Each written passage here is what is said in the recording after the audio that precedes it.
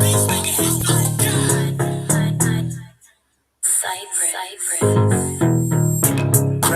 rain, rain, rain, rain. You tryna rain, rain, rain, rain, rain. Tryna rain on my parade, rain on my parade. Ooh, ooh, they tryna rain on my parade, tryna rain on my parade, rain on my parade. Yeah, yeah. Why they wanna play the games on me? Why they wanna? Why they hate on me?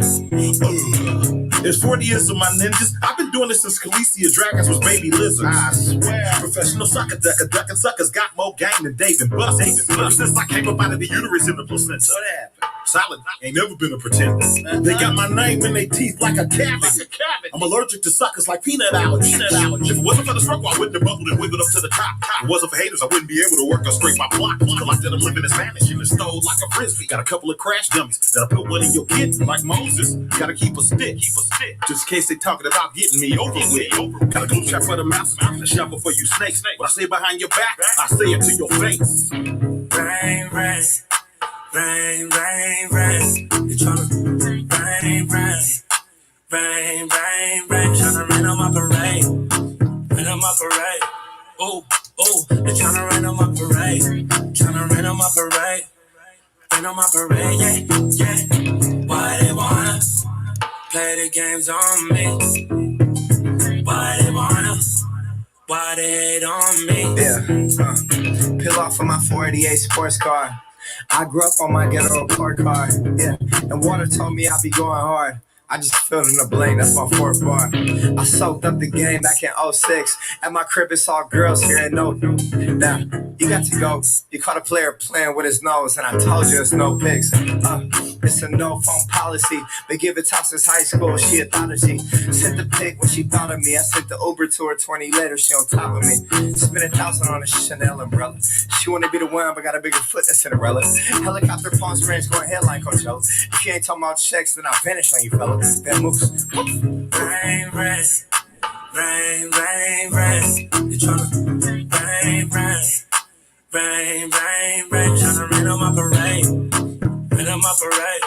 Ooh, ooh, they tryna rain on my parade, tryna rain on my parade, rain on my parade. Yeah, yeah. Why they wanna play the games on me? Why they wanna? Why they hate on me?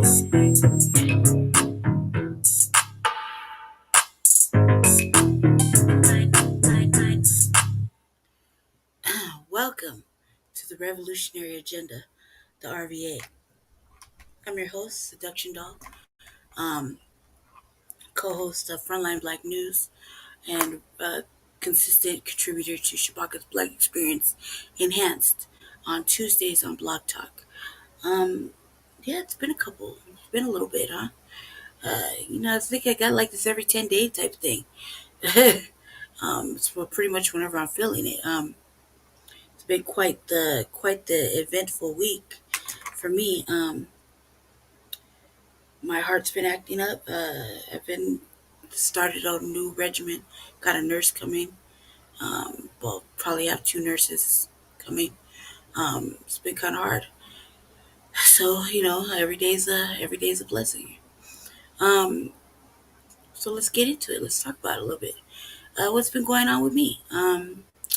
The mate is ready for political office. Black grassroots. Uh, it's been kind of we're playing the long slow game.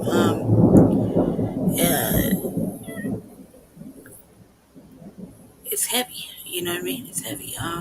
Need more moral support, I believe. Um, watch this competition. Beg for money. I guess that's what you're supposed to do. Um, and he's pretty much talking about the same things, but not really talking about the same things. And as you know, we're running a black agenda. We're on the black agenda. So with the black grassroots, everything is all black all the time. So yeah, that's pretty much what we got going on. There's a lot of things that I have lots of questions about. As I've been exploring the city and seeing things, seeing the unhoused neighbor situation go down, seeing certain providers or service providers not provide services to unhoused, seeing underfunded programs that need funding, um, children living in tents. Yeah, it's been ugly. It's been a pretty ugly little situation. Um, Also, too, trying to get the right help and not, we don't want to be inclusive, I guess. Um, Even though we live in a racist state, and it's really difficult. All I gotta say is that nobody wants to be the mayor, and the people that do potentially try to be, they are some brave souls. You have a lot of off brands too, and the mayor that we have that's termed out, he's an off brand, and he failed epically. Um, and so my mate has like a lot of mess to clean up, and we need to talk to the right people to write the right things and say the right things. My teacher said not to commit political suicide, but it's what's going to happen. I mean, I don't think it's political suicide when you're just um, you want to see this. You want to see actual status quo change, and you want to see black rise to the top and not be on the bottom. You want to see a lot of different things happen, and not be afraid of it. I want to say a whole bunch of radical things, and I think as the night progresses, it might just actually happen. Um, I do want to thank you for watching. Um, a lot of this program I'm going to do is we're going to talk a little bit about a lot of different things. I do want to talk about at the end. Trying not to let me forget, but I do want to talk about the new Zulu King. I need to finish my last show. Um, I was really sick and been very sick actually. So trying to do a broadcast has been a trying event.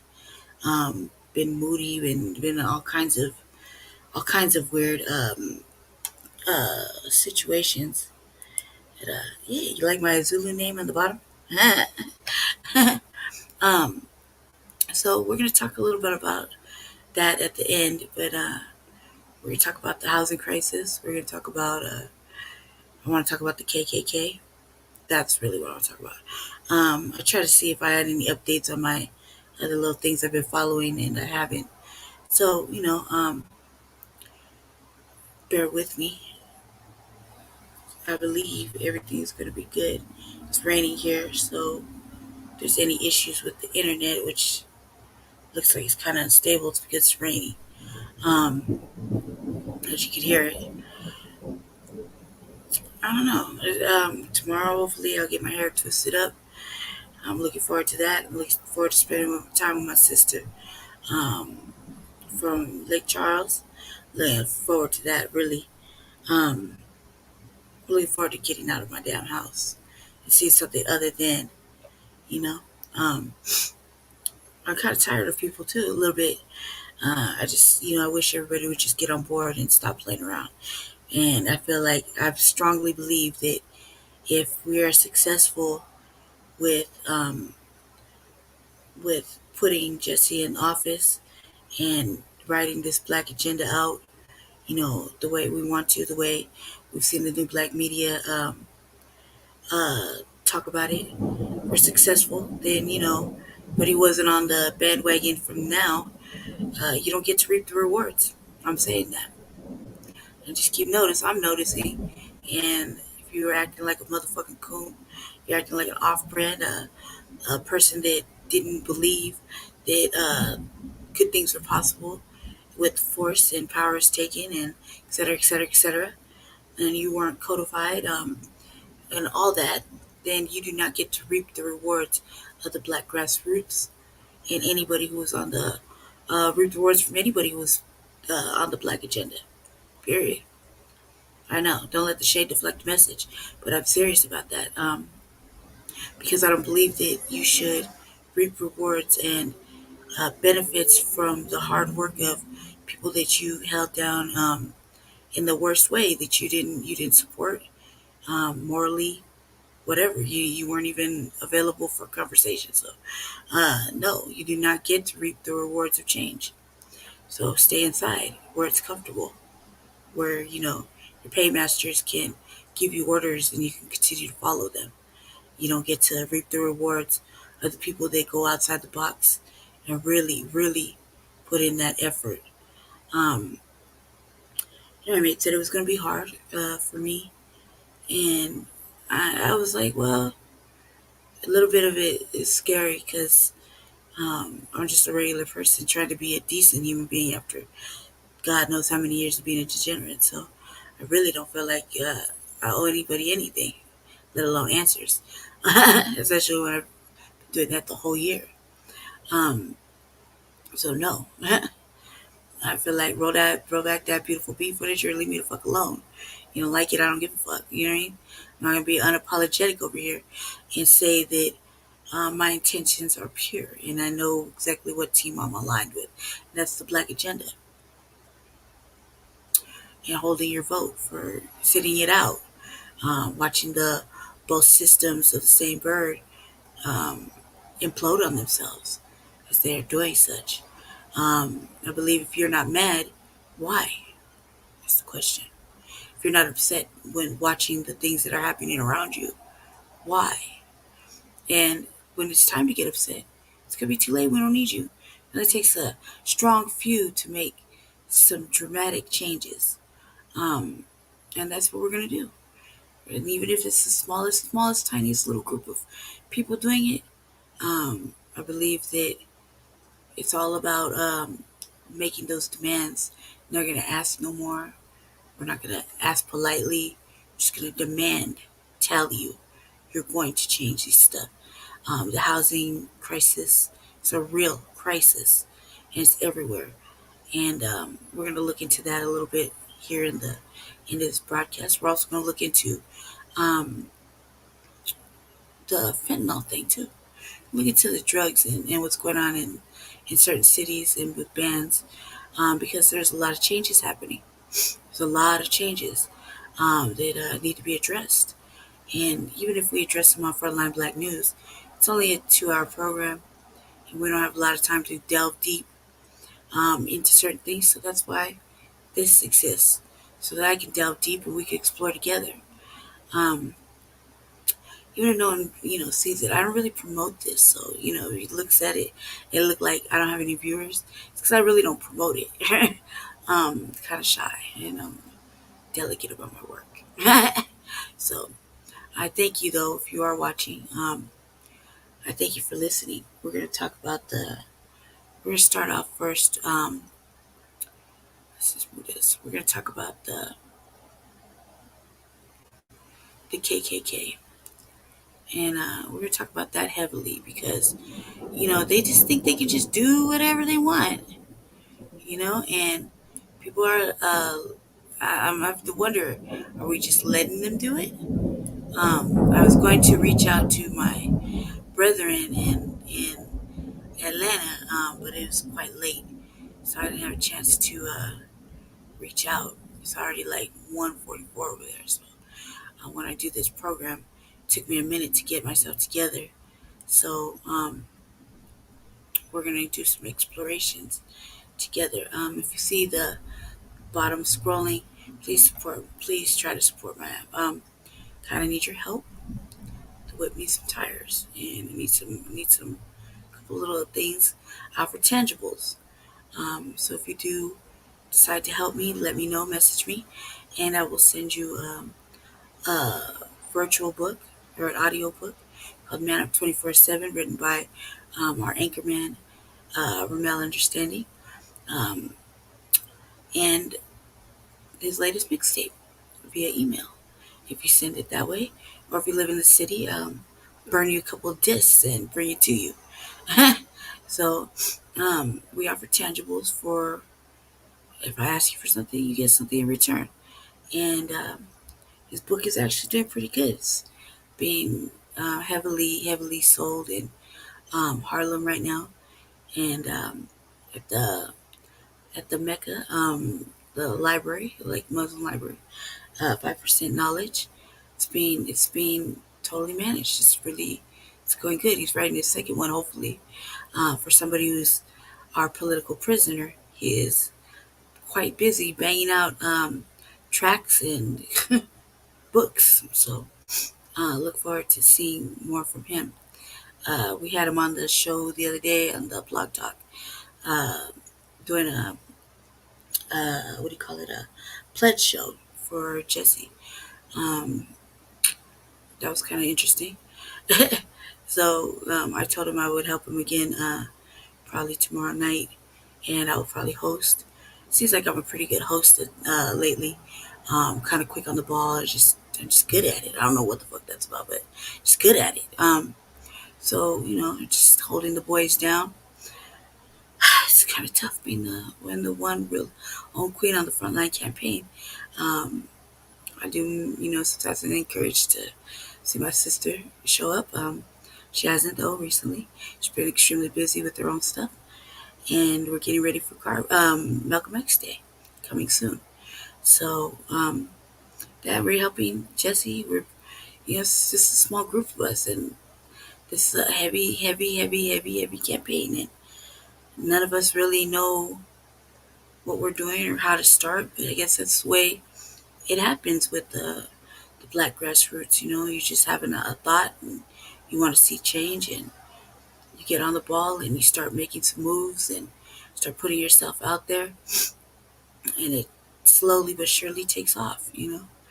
Um, it's heavy. It's really heavy, and it's only been like we're heading into week 4, and you just gotta keep in mind there's a whole fucking year left, and I'm already starting to feel the pressure of just trying to get things perfect because there's competition over there having all kind of events and all kind of extra shit, and I'm just like, man, how do you do this? How do you fund all this? Because me and him, we're from the ground, from the bottom, really from the streets, and really trying to fund our own regular life just to get things done.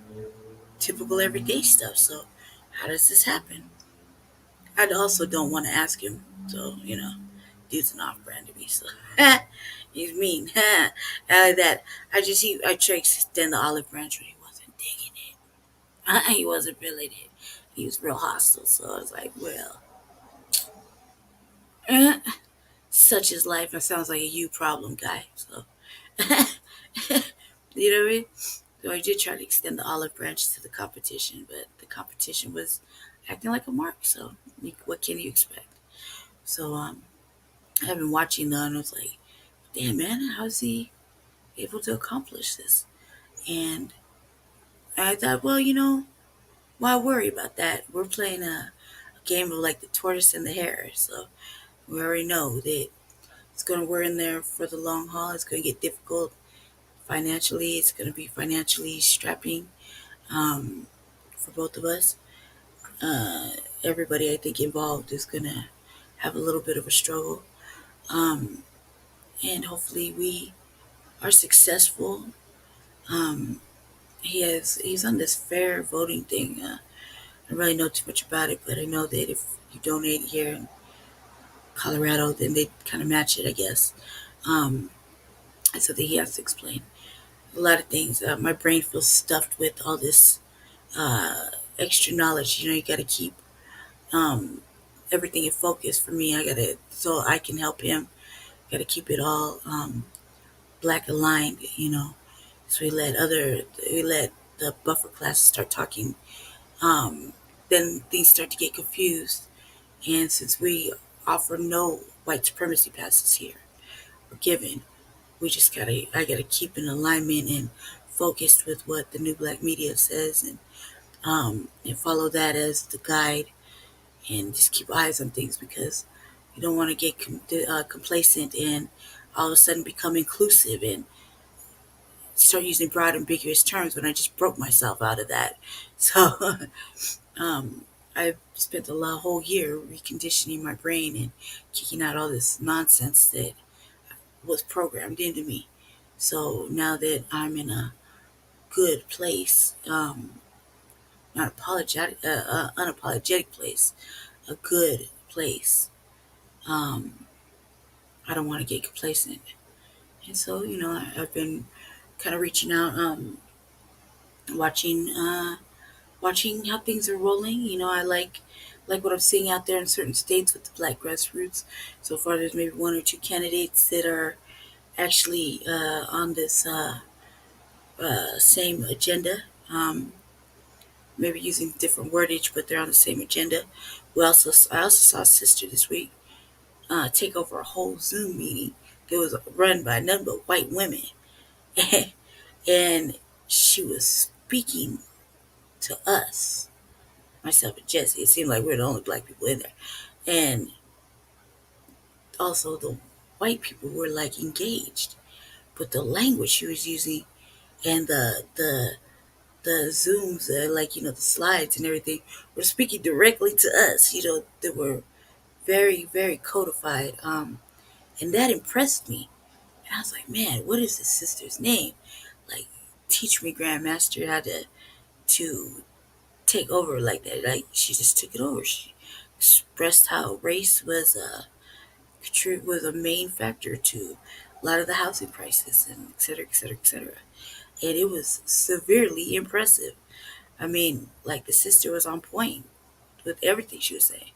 And she even knew that there was going to be some pushback from these white women. And she didn't let herself get stopped, not one iota. And I was majorly impressed. I was like, well, damn, that's what I need to do. Because I'm so quick to be dismissive of them. I don't even like talking to them. They upset me. You know what I mean? Like, yeah, I don't care what anybody says. White people upset me. So, I've seen nothing but the worst shit from them. And they, like, lately, they've been profiling me when they drive around the streets. They're everywhere. So I don't like it. I don't like dialoguing. And I don't like how they dismiss me when I'm trying to be serious. So, two could play the same game. And that's how it's going down, you know? So, but this sister was quite impressive. Quite impressive. And I was like, damn, I was telling Jesse, it's like, we gotta learn how to talk like that so that it's palatable. Because I'm real rugged. Like, we use baby words, but at the end of the day, you're ultimately gonna do what we want. You know what I mean? Like, I don't know. Days I just feel like can't play nice with these people anymore at city council. Can't play nice with these people at all. Period. Um, I feel like I got something in my ear.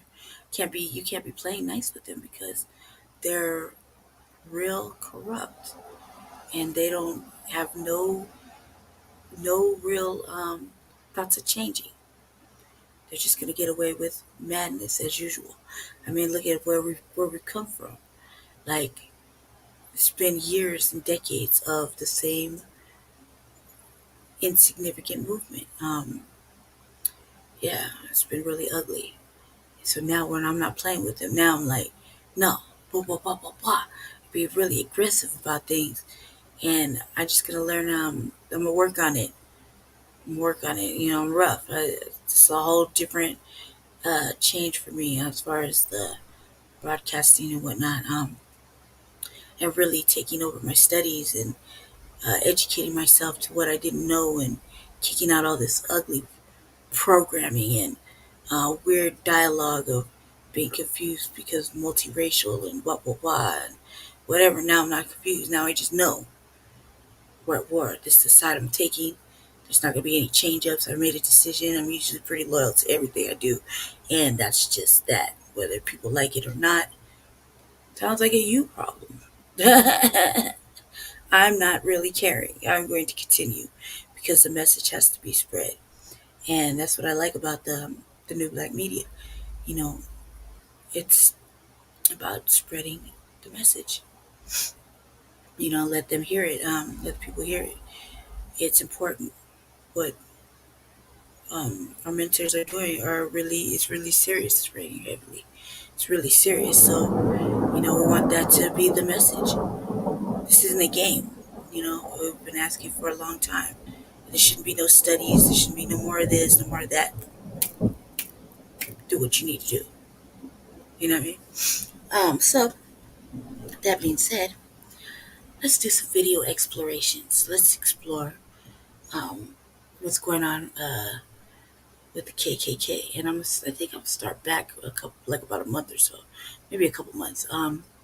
Because the last time I talked about them was a few months ago when they were rolling around in Washington and putting up go ahead and throw that disclaimer up, putting uh anti-Semitic, racist slurs out there, just right in public, talking about the hospitals killing white babies and I don't know what else. And it wasn't hilarious. Popping out of fucking U-Hauls, getting left and shit. So, the there is an active threat out there, and people don't really want to talk about it too much. I want to. I want to talk about it a lot because, they want to stop our railways. They want to poison our water. They want to kill us. That is a reality. So whether anybody else wants to discuss it, I think we need to discuss it. So I'm gonna go ahead and talk about it a little bit, since our news medias are covering other important stories. This is important as well. So I'm gonna go ahead and we're gonna get to it. Let's see here. Go ahead and let's go ahead and share our screen.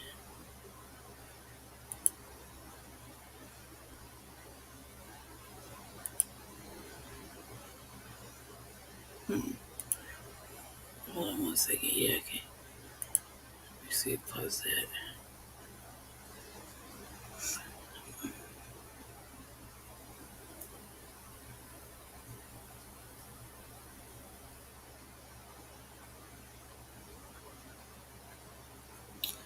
All right. So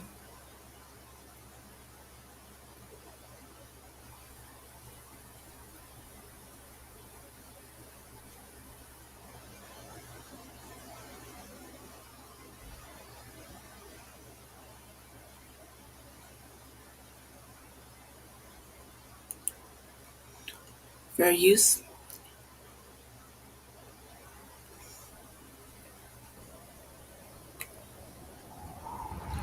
Sorry, commercials. 2014.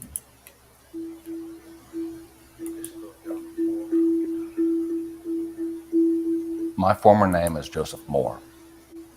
I was a confidential informant for the FBI's Joint Terrorism Task Force from 2007 to 2017.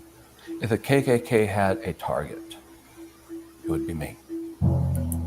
For a period spanning 10 years, Joe Moore, a married father of 3, lived a secret double life as an FBI informant, a key asset in the agency's effort to investigate the Ku Klux Klan. Moore helped the federal government foil at least 2 murder plots in Florida, according to federal agents who testified in court.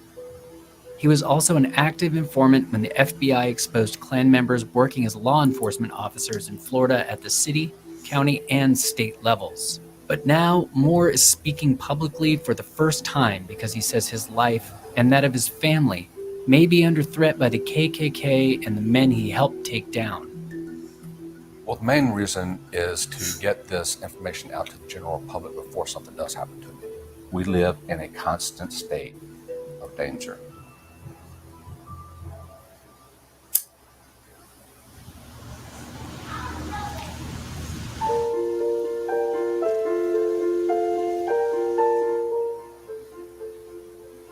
Bye-bye, Daddy. Bye-bye, son. You have a good day. So the identity I have to present in public is the average everyday Joe. But you have to have 2 buckets with you all the time. One bucket is for the family. The other bucket is for safety and security. And you carry those buckets with you everywhere you go.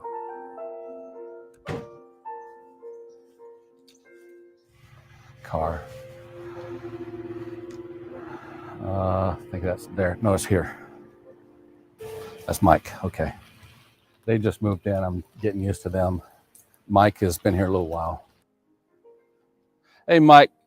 This previous job just followed me around. Like a stall, man. No, just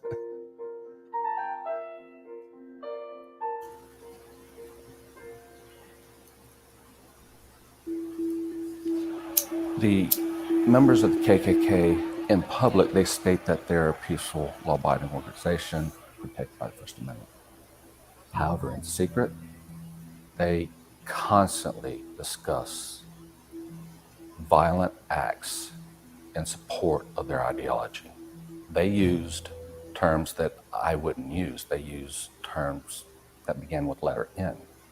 And from day one, I decided that I would never use that word, even if it created a more dangerous situation for myself. So when I'm with these guys, I'm in that character. I realize that at any moment, I could hear a bang. If you were found out during this operation recording these conversations, what do you think would happen? I'd be murdered, without a doubt. But Moore decided to take that risk anyway. By 2014, he'd become a Grand Nighthawk, or security officer in the KKK. It was then that he was approached by 3 fellow Klan members who were current and former guards at a state prison. They wanted his help to murder a black inmate. One of those guards was Charles Newcomb, the exalted Cyclops of the Florida chapter. Moore alerted his FBI handlers to the plot and began making secret recordings. Eventually, the FBI staged a photo of the inmate's death. Some people choose to continue to contribute to the problem. Some people choose to be part of the solution. Moore met up with Newcomb at a gas station to show him the staged photo. So I remember actually sitting here waiting for Newcomb to pull up.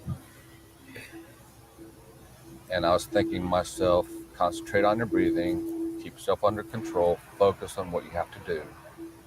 Don't overthink it. Kick it, brother. I do get some of the feelings hearing this video, watching this video, seeing the tree. This tree is that tree. Moore made this secret recording of Newcomb's reaction to the fake murder photo. Now, I want to make sure that y'all are happy with this and that this is what y'all wanted. Okay? Yeah. Okay. I was asked by the FBI to begin moving towards uncovering more specific law enforcement agencies. However, the public interest and the public safety issue came up with the murder plot, and that took a priority. So I know that I was on track to uncover more activity in law enforcement, but the immediate threat to the public with the murder plot was a priority, and I was only one person. There was only so much I could do. Over the 10-year span of my operations, I uncovered people that were former military, current military, former law enforcement, current law enforcement, state, local, and county level. Moore says the 3 current and former prison guards implicated in the murder plot were also actively recruiting new Klan members at the prison. But Florida's Department of Corrections disputes that, telling the AP that the agency found no evidence of wider membership or a systemic problem, and saying in a statement that, quote, any willful breach of our values or participation in illegal activity by FDC staff will result in disciplinary action up to and including dismissal and arrest. That statement by the state is not accurate based on the facts. From where I sat with the intelligence laid out, I can tell you that none of these agencies have any control over any of it. It is more prevalent and consequential than any of them are willing to admit. If you want to know why people don't trust the police, It's because they have a relative or a friend that they witness being targeted by an extremist who happened to have a badge and a gun. And I know as a fact that this has occurred. I stopped a murder plot of law enforcement officers.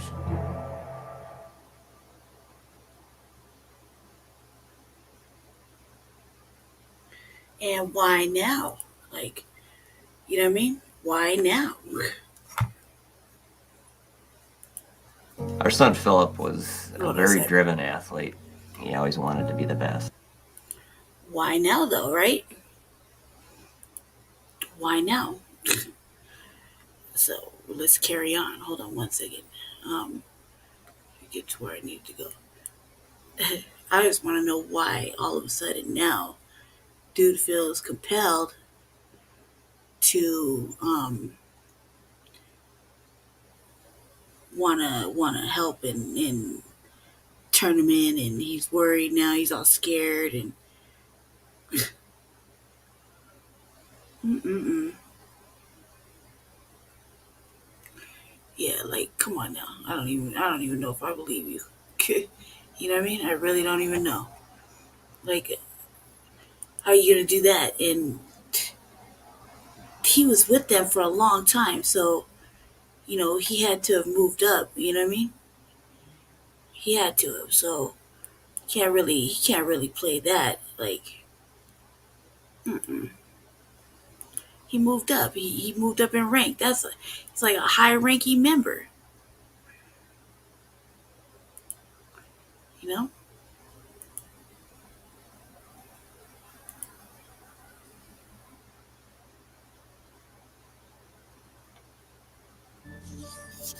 People saw it. It's like, oh, white pointy hats and hoods. This must be something about KKK. And I was like, no way. I don't know why Ku Klux Klan took the same outfits, but this came from centuries ago, before Christopher Columbus came to America.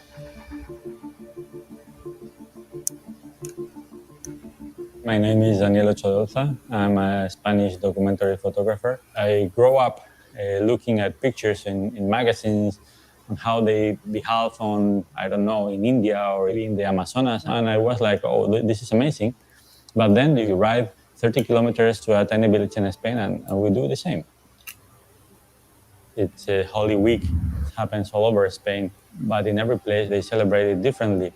This is Bercianos de Aliste. It's a really tiny village. All the males take part in the procession. They are dressed in outfits. It has a very deep meaning of spirituality, and it's something that they do intimately. They are hiding to each other that they are sinners. That's why they hide their faces. And for me, it was really striking to see a dog, because we as humans, we make very crazy things. We look from the outside, and animals, they don't care. There are scenes that are hard to explain. This is the Procesión del Silencio, the silence procession. The whole city is in silence. The whole city has its lights turned down at night. So there is no joke. I mean, they really believe what they are doing. A lot of people, they are not Christian believers, but they believe in Holy Week and they know they must go out and keep the procession that way. So many people saw it. It's like, oh, white pointy hats and hoods. This must be something about KKK. And I was like, no way. I don't know why Ku Klux Klan took the same outfits, but this came from centuries ago, before Christopher Columbus came to America. So there is no relation with something scary or with something bad. It's interesting for pictures and to tell how we, as a European country from the 21st century, we are celebrating things in a way that probably it was not that different 500 years ago. The next one, with fire and animals, very unpopular outside of the village where it's happening. It is a real bull covered in mud, so it won't be burned. They tie a wooden and metal structure to its horns where there are big balls of fire. The bull runs away really crazy and trying to escape from that fire. Animals hate fire. There are always a lot of people with ecological groups gathering there to try to prevent it from happening. My approach to it is to shoot it in an aesthetic way that you will try to have some interest on what's going on the celebration, and then you will have your own opinion. In Spain, you can't avoid bullfights. First time I saw it, it's, my God, we are Europeans, 21st century, and there is a man dressed with shiny suit, killing with a sword a big bull. It's really crazy. There are few things such polarizing for Spanish society. Either you love it or you hate it. There are not many shows in the world, not at all in Europe, where you pay a ticket and see how they kill. For Picasso, Hemingway, Orson Welles, Goya, they love bullfights. I don't see that support for bullfights nowadays. And at the same time, it's something so deeply rooted in the Spanish culture. For bullfight supporters, it is considered an art. And the people who are against the bullfight, they feel that there is no suffering on the bull justification for any kind of art. The main characters of the bullfight, you know that it will be blood. He is Juan José Padilla. The day he was coming back to a bull ring after suffering a terrific goring in his neck, the horn of the bull came through his neck and pushing his eye out. He suffered blindness from the left eye. His left side of the face was completely paralyzed. So people were really, really cheering him because he represents what bullfighters, to bullfighter supporters at least, bravery and some sort of traditional male values. When we see the two sides of the coins, it's either you have a triumph or you suffer a terrific goring where you can't even see the tip of the horn coming out of the body. At least for the human, it has two sides. For the bull, it's only one side. They always will die, Spain is the second country in the world behind Cambodia with a higher number of missing people. There are more than 110,000 people who disappeared after the civil war that happened between the 36 and the 39 years of the previous century. Once the war is over, Franco starts killing Republicans who fight against him. They are all over Spain. There are a bunch of people, most of them relatives. They want to find the bodies of the murdered ones and give them a proper burial. You want to bring some respect for the remains of your relative. It's really tough to identify every one of them. A lot of work to be done. The next one is about a man killed in front of his brother and his mother, named Perfecto de Dios. Perfecto was trying to escape from Spain because he fought for the Republican side. Paramilitary soldiers from Franco found him and shot him. But there was a witness, and it told the family 40 years later. The archaeologist says probably when we unearth the body, we will see the boots, and it's in such a good condition that we will see even the laces of the boots. And the brother was there, and he says, my brother never used laces, he used elastics on his boots. And when they took the boots, they were elastic on their boots. On a war, you fight and you can get killed or you can kill people. But if you go to someone and you shot him on the back of the head, it's a murder. I think those bodies, they need to come up to be properly buried. Families will find some relief. I believe that this will bring more bridges and walls, that it's something we really need. And when you work as a documentary photographer, there is no chances of changing anything on the scene. You just go and shoot pictures. It happens to be difficult, so you need to work on technique. And also it's a matter of being lucky and to search for that luck.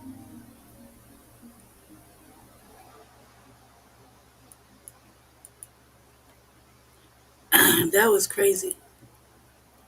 It's like, how did he go from one thing to the other? But apparently it did. I was like, what the hell? That shit was crazy right there. Like, that was 4 months ago though. You know. Um, let's see. Let's see what they're talking about. Almost done. Wait. Want to join the six-figure club? Google and other tech companies are hiring hundreds of thousands of workers in non-coding positions.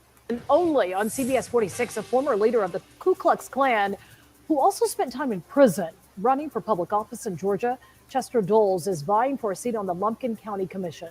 As CBS 46 investigates previously, we uncovered when this woman for Atlanta mayor, she ran for it with over a dozen previous criminal charges.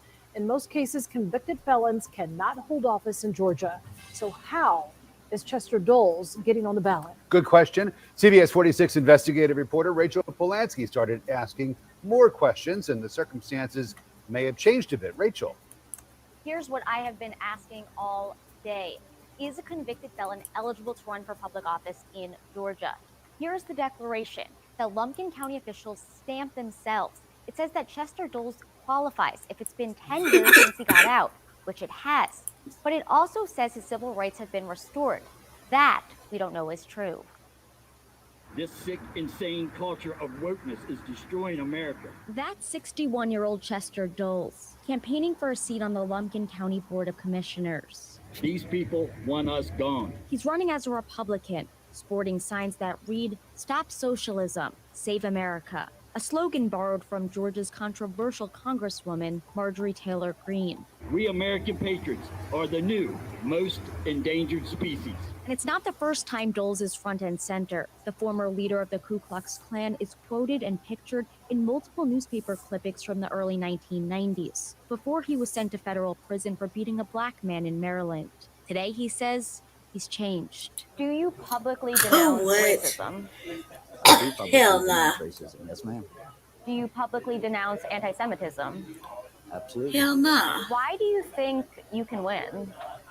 I think I can win because there's enough grassroots movement here in Georgia. In that aspect, he could be right. Last election day, at least 7 people who were at the January 6th rally for President Donald Trump won public office in races around the country. The atmosphere is helping such candidates to reach a level that they would not have reached before. Dr. Tammy Greer, Bewildered political science family. professor at Clark Atlanta, says the divisive political climate has created the perfect environment for candidates with checkered backgrounds to see an opportunity in politics. There are minimum qualifications to become a candidate in this country. And I find it odd that we don't request more for those that are seeking political office. As CBS 46 investigates has previously uncovered, most candidates in Georgia do not need a background check to run for political office. And when we asked Doles about his criminal record, he compared himself to civil rights activists. If you look at Jose Williams, he was on the city council. He was arrested 168 times. Congressman John Lewis was a congressman until he went to his grave. He was arrested 68 times. It don't matter that you're out there for the civil rights movement. You know, then I'm a white civil rights activist then. What? And in the last hour, I got a text from Chester Doles saying he now has to provide more documentation to prove that he qualifies. If he does, he'll be running against incumbent Commissioner Rhett Stringer, who tells me he's confident that his experience and ability makes him the best candidate for the job. Sean? Hell no. I just gotta say that. I just gotta be like, no. No. Mm-mm-mm.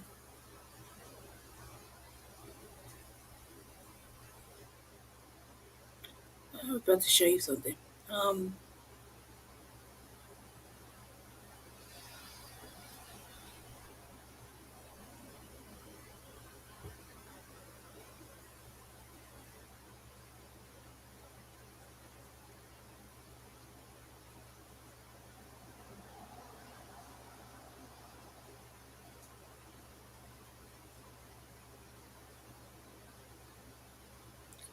Yeah, hold on, family.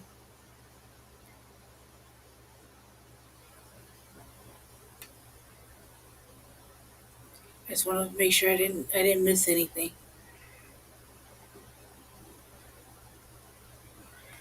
I didn't. Shit was fucking crazy right there. All right. Let's see where we're gonna go. It's up here. This happened a couple of days ago, so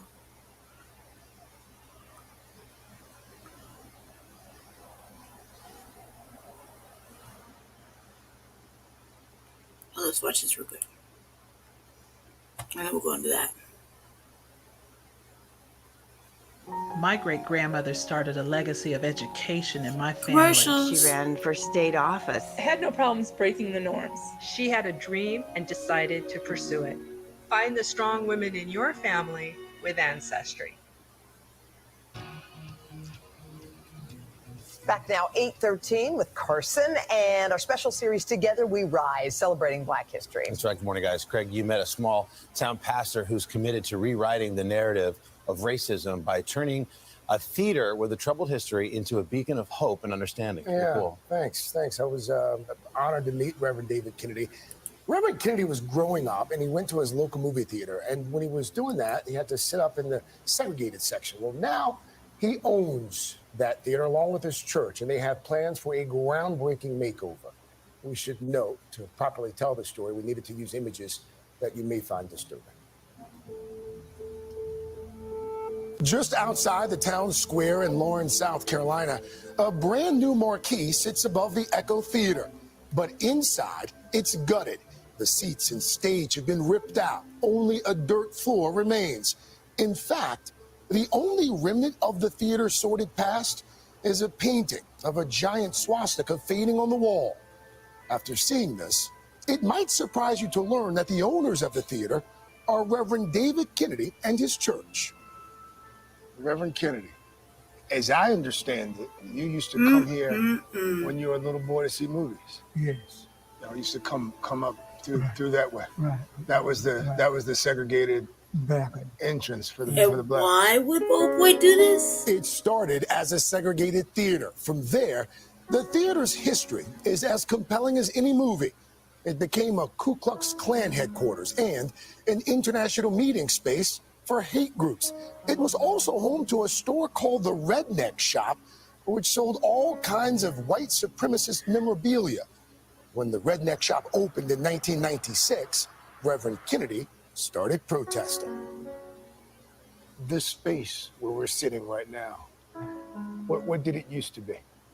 When you came in, they had all kind of racist Klan material. She got bad juju all over it. With ropes around their necks. But a change of heart changed everything. Michael Burden, who owned the theater, decided to leave the Klan and was ostracized. The Reverend found him and his family living in a truck, and guided by faith and forgiveness, he decided he had to help. I didn't have a choice. I had to. When the mandate of need is there, you can't be reluctant in taking care of human beings. An unlikely friendship was born, and Burden decided to sell the building to Reverend Kennedy. Their story inspiring a book and movie. And after winning a years-long court battle, the Reverend is ready to reinvent the theater. What do you want this space to be? I'm trying to fight some of my emotions. That's okay. I want it to be a place where we focus on all races. I want it to be a place where diversity is not only talked about, but it is lived and celebrated. I didn't know that he was alive. To help realize his vision, the Reverend enlisted Reagan Freeman. The 25-year-old grew up nearby and had plans to go to law school until he learned the history of lynching in Lawrence County. That history includes the Reverend's great uncle, Richard Puckett, lynched in 1913 from a railway trestle.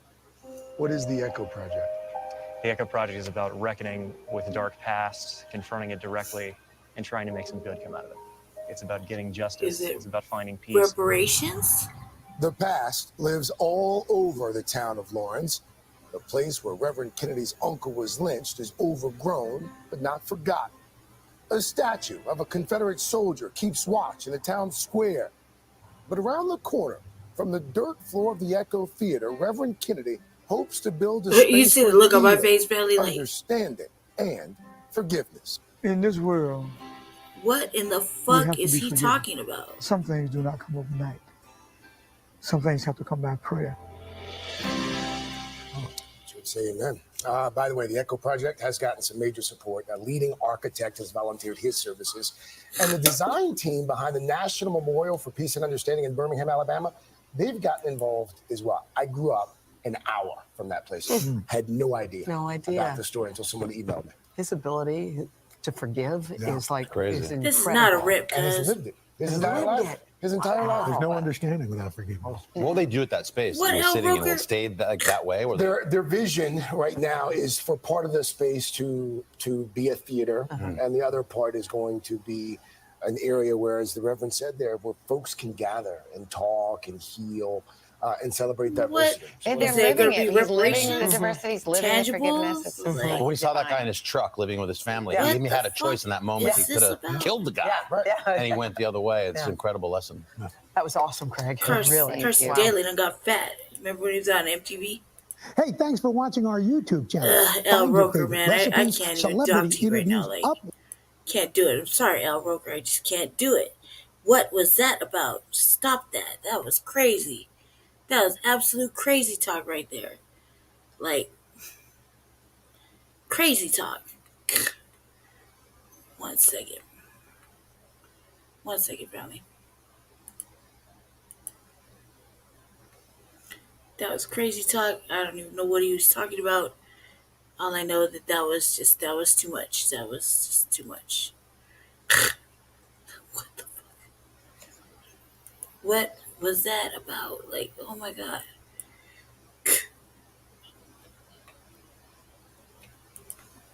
Man, hold on 1 second, Brownie.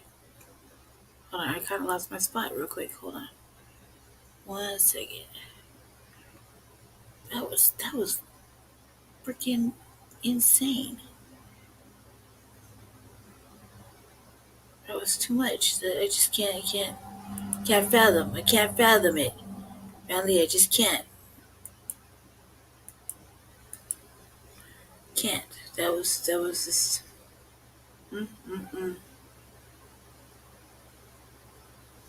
There was something else right before this little news program, but let me just make sure I got everything. Cause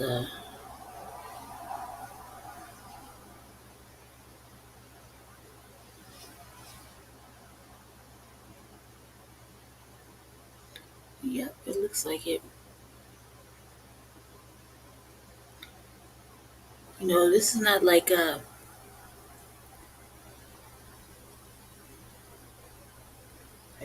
is not like the first time we've heard this, family. You know, so let's go right here to.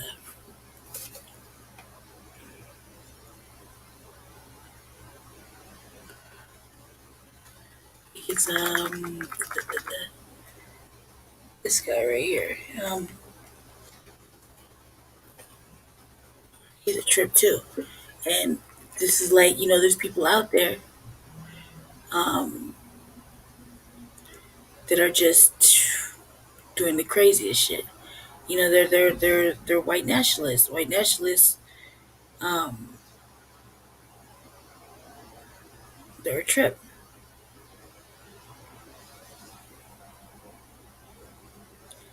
Let's see.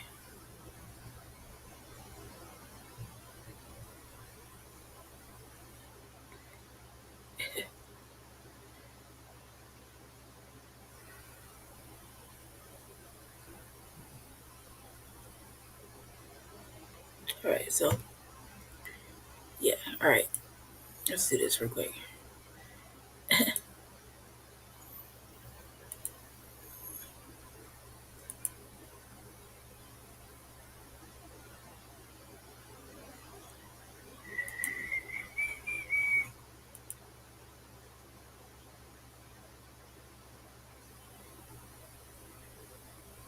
like this dude. The KKK is in Atlanta doing a warning and recruitment campaign. Let's put up the flyers they've been putting up around the city of Atlanta, okay? This is horrible. It says you have been paid another. This is just like the social visit the other day of the Old Glory Knights of the Ku Klux Klan. We have a dark history here, and because of you, a bright future. Be warned, race traders, mixed breeds, communists, homosexuals, and all of the walks of godless degeneracy. The Klan is back again and here to stay. So you better make amends or stay away. Wowzers. The Atlanta Police Department is voicing concerns over some KKK flyers found by residents in a Northwest Atlanta neighborhood. Police said they were reportedly discovered in the Zone 1 area along Paul Avenue Northwest, Spink Street Northwest, and Epworth Drive Northwest. The department said the flyers appear to be distributed by a group or organization who depict themselves as the Glory Knights of the KKK, Ku Klux Klans. The flyer appears to contain insensitive messaging. Police said they are investigating to determine if this act was an attempt to intimidate the community. And this is one of the challenges I have with politically correct people. I don't care what job they have. Why are we even contextualizing it as if this is meant to intimidate the community? That part. No, it is meant to intimidate the community. And as long as you all play this game around things like this, well, it's under review. And I like Dr. if this was meant to intimidate, we will let you know. I like him. I But like what him a happened to the lot. press conference? I just don't What like happened the to the fact chief that of he's police saying, inclusive. we're going to find whoever was behind this, and we're going to prosecute them to the fullest extent of the law. And damn it, if I could find another law to prosecute them with, I'd do that too, all right? What happened to that kind of language? Because I guarantee you, you have that energy as it relates to, let's say, gang violence. You have that kind of energy when it relates to gang intimidation. But these are white supremacists. The KKK is a gang. A gang police department in Atlanta has decided to put their literature in black communities. Yes. And they have With threatened no repercussions. physical harm against members of that community. A gang has done that. If Pyru Blood did it, would you still say, well, we're going to review the information and just make sure, see if it's intimidating or not to the community around there? If the Crips did it, would you have that same, well, we're reviewing the information, we're going to get back to you about if it's intimidating or not? They wouldn't. No, this will be a crisis. It would be an emergency. But for some reason, when it's a white supremacist They gonna gang think of about it and thugs probably do a study doing on this it. in the black community, you all of a sudden figure out how to massage your language. This has got to stop. That's what This has got to stop. That's too many damn black people in Atlanta, too many black folks who run Atlanta for this to still be the reality of how you deal with white gangs. Word, tell them. Agent, am I off kilter here? Nope. No, you say gangs though. I say domestic terrorists, but you know, one and the same. That's what they're trying to do, is terrorize these communities. And it is extremely disappointing, but not surprising in terms of law enforcement's response. But then again, you know, it just reminds me that some of those who work forces are the same that burn crosses. And so it makes me wonder if they're not going to push as hard, because then they just have to do a lot more internal looking in terms of assessing who brought this out. And it's incredibly disappointing, but this is the reality we often face. Hey, do you want to join this? Yeah, they're gonna do a study or some shit. You know what I mean? Like they always do. That's the way the cookie crumbles. You know what I mean? They're gonna do that. They're gonna talk about it. You know, what is there to really talk about? They know what they're doing. They clearly know what they're doing. Let's look at this dude right here. This dude right here is he's a fucking trip. Nick Fuentes is he's a white nationalist. If he isn't, he's lying. Dude's a straight white nationalist. let's just review. I listened to this dude talk, and this dude is like crazy, like not crazy. He's enjoying this shit. Hold on a second.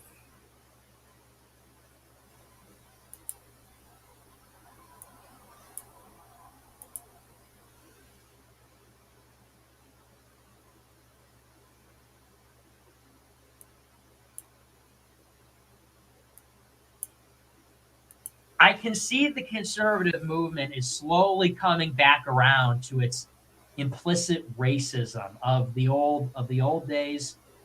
You know, like I remember when Obama was president, there definitely was some thinly veiled, you know, racism there. And sort of a xenophobia. You Muslim socialist, you're born in Kenya. And now that Ketanji Jackson Brown is a nominee, you're seeing conservatives are kind of coming, you're kind of getting a little taste of that again. And like I saw Charlie Kirk, for example, Charlie Kirk said, take a good long look at Ketanji Brown Jackson. This is what your country looks like on CRT. And a lot of liberals called them out for that. And they said, well, what exactly does that mean? What the hell does that even mean? It means, yeah, she's black. And if you're a white guy and you dream of becoming a Supreme Court justice, you're going to have to clerk for someone named Ketanji Brown Jackson. And so Charlie Kirk was like, he was like this close to saying, look at that black face. look at her black face and her name. You know, that's what your country's going to look like. So what I'm talking about? I love people this that video. actually, and I say that because you have a white nationalist who's calling it for what it is, who's saying exactly what we know it to be. It's like, you can't tell me that racism, dog whistles and whatnot, that's not going on. When we people of color see it, we black people see it, and also the white nationalists, the white supremacists who are actively trying to uplift white people see it. So to be anyone else and to claim that, nope, I don't think it. I think you're reading too much into it. You're lying. You're lying. Even your boys out here telling the truth, saying exactly what he sees. And this is also why I often say I would prefer over anything to engage with someone who is like a David Duke, white nationalist, admitted racist, as opposed to a lot of these hunky-dory liberal white people who claim not to have a racist bone in their body. Like to some extent, you know, I kind of agree. I want to see it up front and personal. That way it almost, I mean, like just so that it's easier for me to talk shit to, call it out and hopefully put an end to it. I don't think I would get as excited as this bro was. Like, what is she talking about? Like, I love this video. How could and I you say love that that video? You like, have a white nationalist. Is that the only? That's the qualifying factor. Are you serious? Like, what? Who's calling it for what it is? Who's saying exactly what we know it to be? It's like, you can't tell me that racism, dog whistles and whatnot, that's not going on. When we people of color see it, we black people see it, and also the white nationalists, the white supremacists who are actively trying to uplift white people see it. So to be anyone else and to claim that, nope, I don't think it. I think you're reading too much into it. You're lying. You're lying. Even your boys out here telling the truth, saying exactly what he sees. And this is also why I often say I would prefer over anything to engage with someone who is like a David Duke, white nationalist, admitted racist, as opposed to a lot of these hunky-dory liberal white people who claim not to have a racist bone in their body. Because clearly somebody's lying to me and I'm not here for it, right? Yeah, I hate this kid so much, but there's something deeply funny about knowing that he's got this really fancy looking setup on his stream, but that he's streaming from his mom's basement. Like, it's a little funny, but yeah, I first learned of Nick Fuentes watching TYT in undergrad. My roommate walked in the room and she said, "Is that Nick Fuentes? I went to high school with him. He gave my graduation speech. He was our class president. And he's apparently always been a racist, always been a bad person, always been an obnoxious little turd." Not say anything I shouldn't say on TV. But, you know, what he said, what you were just mentioning about him just saying, essentially translating Charlie Kirk's thinly veiled racism. I mean, we also saw this with people who were avowed white supremacists at a white nationalist convention praising Tucker Carlson, saying that Tucker Carlson makes the white nationalist talking points better than even they can, that they study him. But those same Tucker Carlson, Charlie Kirk will then turn around and say, oh, we're not racist. We're not racist. But then the people who are like, oh, I'm a racist and you're doing racism real good and I like it. I'm like, okay, I didn't buy you before Tucker Carlson, Charlie Kirk, but I definitely am not buying you now when you say that you're not racist. No, yeah, it's like if your racist boy can see it, that tells me that what we see is very much real. And he can film from wherever he's going to film. He can be a racist. The thing is, he ain't out here trying to lie to me about it. And that's what I appreciate the most, because you can keep those white liberals out here who are saying that they're not racist and they have no problems. I don't care if you're on the right or the left. If you out here trying to lie to me about your racism or how you maintain structural racism, we can't be friends. We can't jive. We can't do anything. And I am so tired of those people. And so it's pretty refreshing, as sad as it is, to have someone who will finally acknowledge exactly what a lot of these right wingers have been saying when they are attacking us and people who look like me, that they are engaging in this thinly veiled racism, because that's exactly what we knew it to be. And so, hey, I appreciate it, even though I prefer. Wowzers. That, what? No. No.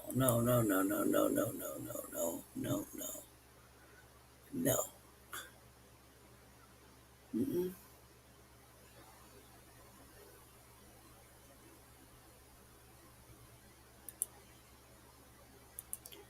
Nope, I can't do it. Hey, this is him just 2 months ago with Marjorie Greene. She's in the yeah, she had a lot of flack over this. Started a legacy of education in my family. She ran for state office. Had no problems breaking the norms. She had a dream and decided to pursue it. Find the strong women in your family with Ancestry. But I want to say it very clearly and very directly. I believe this election was stolen from Donald J. Trump. I will never, ever apologize for objecting to an unconstitutional election in November of 2020. President Trump was right. The Clintons spied on him. They were trying to censor us, silence us, cancel us, muzzle us. In fact, they had just told me that because I stood up and objected on January 6th, that I ought to be run out of the United States Senate. I've got news for you. I wasn't backing down then. I haven't changed my mind now. Such a tough guy, that Josh Hawley. Those are the Republican stars of this weekend event known as CPAC, firmly planted an entirely alternate universe of the big lie cult. And while the MAGA rally atmosphere has become the mainstream for the Republican Party, it's all essentially interchangeable. The real vanguard of the conservative movement was at a competing adjacent event. This one organized by an avowed white supremacist called the America First Political Action Conference. You could call it a fringe gathering, except for the fact that 2 sitting members of Congress were a part of it. See? Republicans Paul Gosar of Arizona and Marjorie Taylor Greene of Georgia. Now listen to what Nick Fuentes, the anti-Semitic white nationalist leader of the conference, said just before introducing his special guest, Congresswoman Greene. And you want to know the secret? To borrow a phrase from a friend of mine, our secret sauce here, it's these young white men.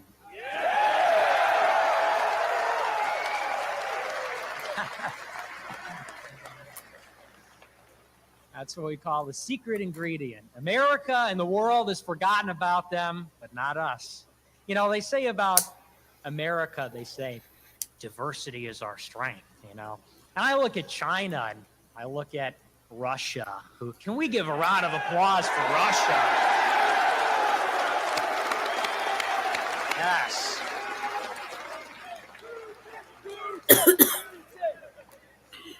Absolutely. This guy right here is a Absolutely. joke. Well, that's the podium that Marjorie Taylor Greene then went up to that. He's a joke. And today, she started feeling the heat. She tried to pretend she had no idea who the white supremacist guy was or what he stood for. But you can see from her speech, right after his, that she knew exactly where she was. You know what it's like to be canceled. And that's why I'm here to talk to you tonight. I don't believe anyone should be canceled. I don't believe in separating people and identities. I don't believe in separating people in classes. But that's what the Democrats believe in because that's what Marxism is. That's what communism is. And members of the conservative movement are now, well, they have been for a while, but at this place explicitly normalizing white supremacy. They're in a venue with the leader expressing explicit solidarity. I do what I don't. That has shocked the world's conscience. At the same time, and this is a sort of weird aspect of the ideological moment, many Republicans, conservatives are seeing, well, this is all Joe Biden's fault. It wouldn't have happened on Donald Trump's watch. And here's the thing. They're probably right.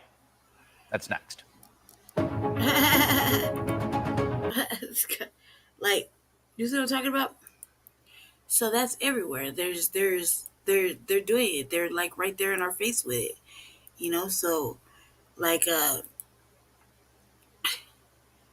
white supremacy is just having its way in politics.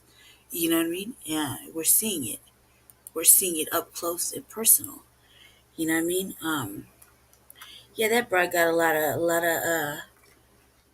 of flack. You know what I mean? But that didn't stop anything. That didn't stop anything at all. At all. You know what I mean?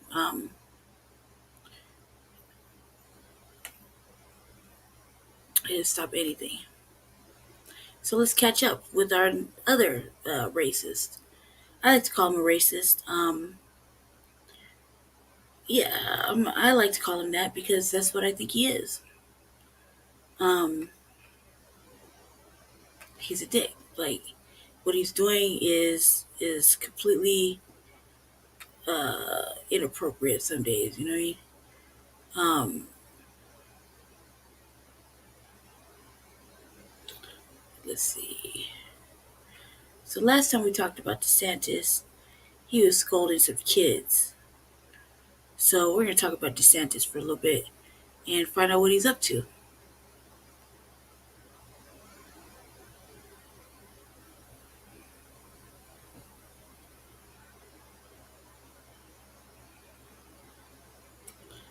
Let's see. I can go into that in a minute, but he's a trip.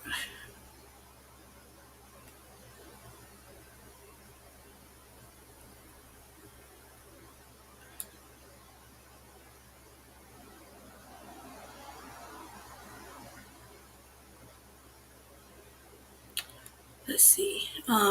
You've been making some major moves lately, so we're gonna catch up.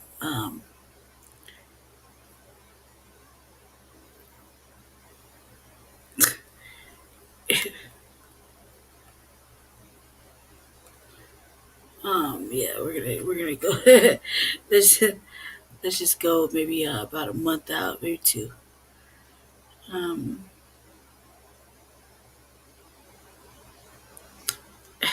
Yeah, let's go with this one right here.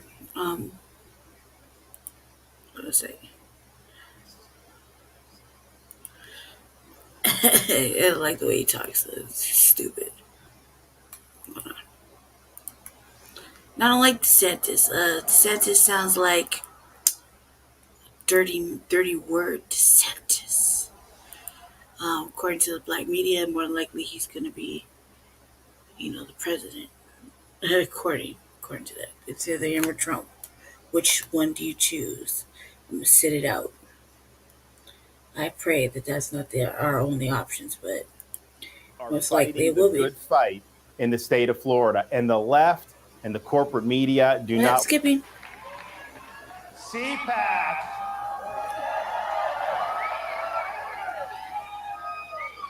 Let me welcome you to the freest state in these United States.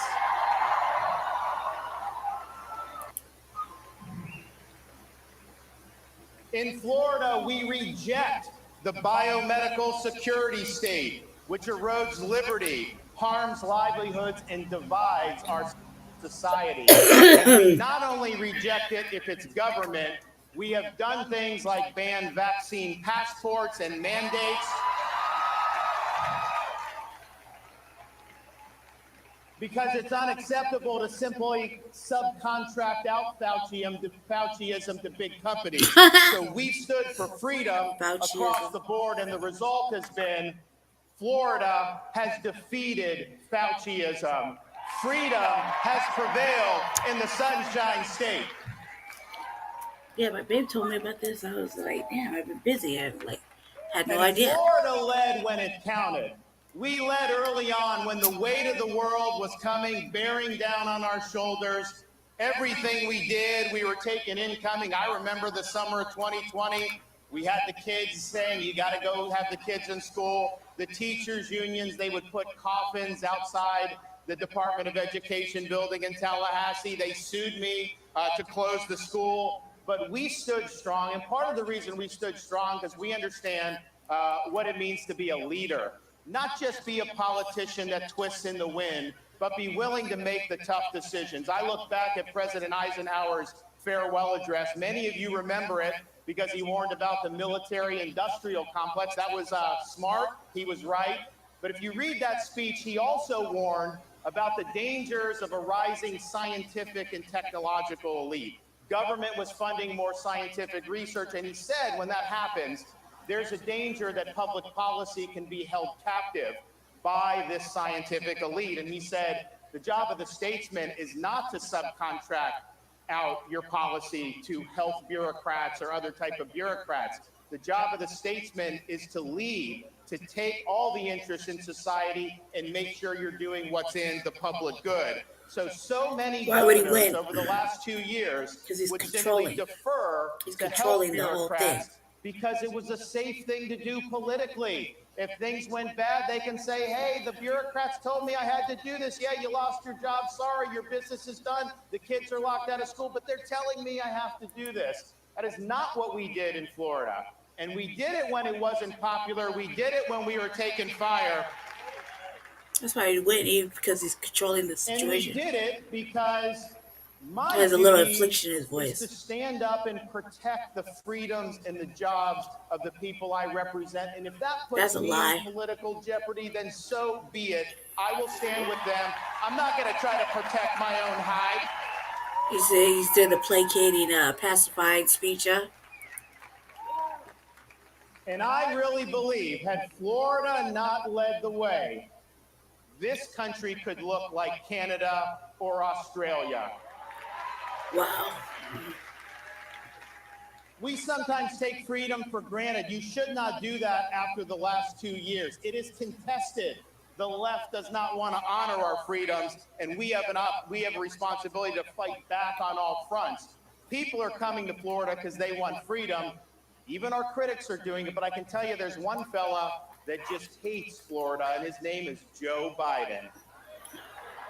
He's always criticizing us, always trying to take pot shots at Florida. He does things like take our medication. He stiffs storm victims of relief just because he doesn't like the governor. He doesn't like Florida, and he doesn't like me because we stand up to him. That's why he doesn't like us.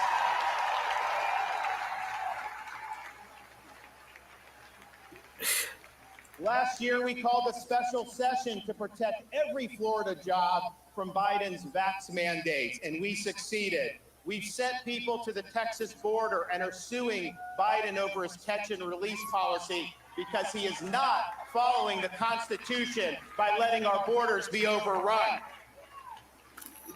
We stand up against the weak on crime policies that is ravaging cities all across the country and what he supports, and we are standing against his reckless fiscal policies where they printed trillions of dollars, and now we have rampant Biden inflation. The inflation is because of his policies, and we're not going to let anyone forget that. So all told, he's had the worst first year of any president since the 1800s.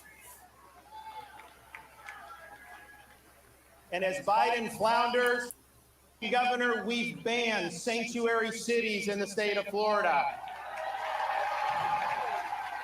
And we are in the process of getting money from the legislature so that if Biden is dumping illegal aliens into Florida from the southern border, I'm rerouting them to Delaware.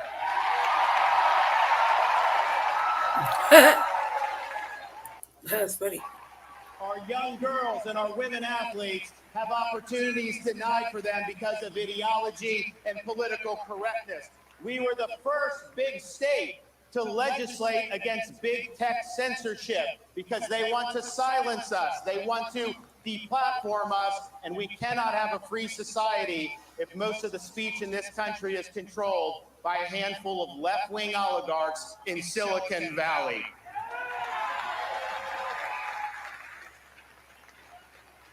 We are a law and order state in the state of Florida. I like DeSantis. I like maybe a few things he says, but Soros-funded prosecutors. I wouldn't want to see him as president. We have said, after the 2020 summer riots, we called up the National Guard here immediately. We had law enforcement. We said we are not letting Florida cities burn down, and we didn't. But we've also since then signed the strongest anti-rioting legislation in the country, which says we will not let local governments defund the men and women of law enforcement and put their citizens at risk.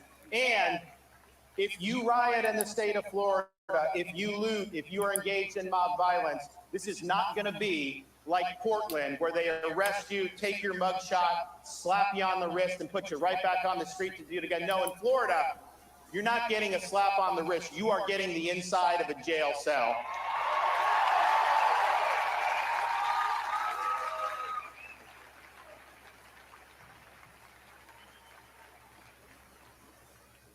What if I told you there's 7 different ways to create an income off of YouTube? Seriously, uploading. Because we will not spend taxpayer money to teach our kids to hate our country or to hate each other, we have banned CRT in K-12 education. That's why he'll win. That's why he'll win.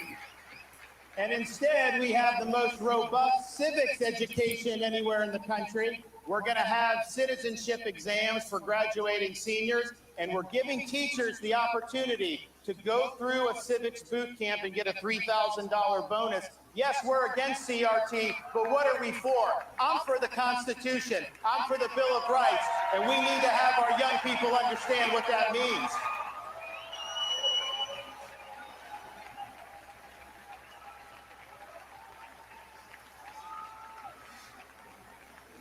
Because the rule of law is paramount, Florida has done more than any other state in the country to ensure the integrity of our elections. One of the first things I did when I became governor back in 2019, when people weren't talking about election integrity, was accept the resignation of the Broward County Supervisor of Election and remove the supervisor from Palm Beach County.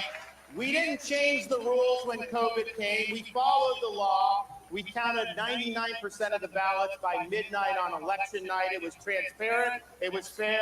We did a good job. But we also understood there were a lot of shenanigans in other parts of the country. So last year, I signed legislation banning ballot harvesting in the state of Florida,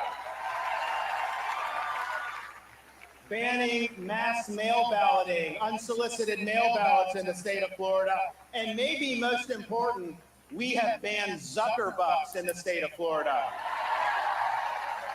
We're not going to let a tech titan commandeer the machinery of our elections by pouring hundreds of millions of dollars in for partisan purposes. That will not happen in the state of Florida, and we are doing even more this year.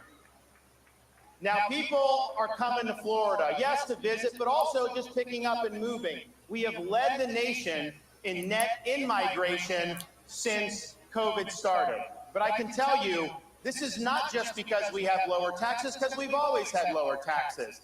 These are people who are fleeing leftist governments in this country and even around the world.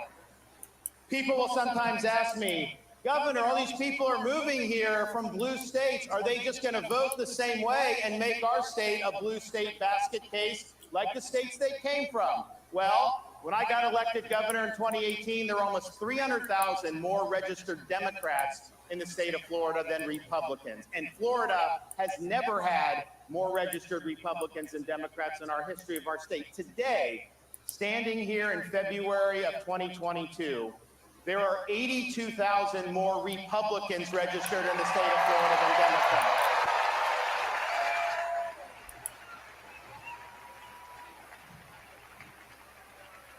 And it's not just people coming from blue states. There are people that look to Florida as the citadel of freedom who are chafing under authoritarian rule all across the world. I recently got a letter from Samuel from Australia, and he said, quote, "There isn't much hope right now here, and many of us are fearful of what our leaders have in store for us. I look to you and your great state of Florida for hope during this dark time. Thank you for standing up for us." And we have done that. Canadians are writing in, Australia, Europe, you name it.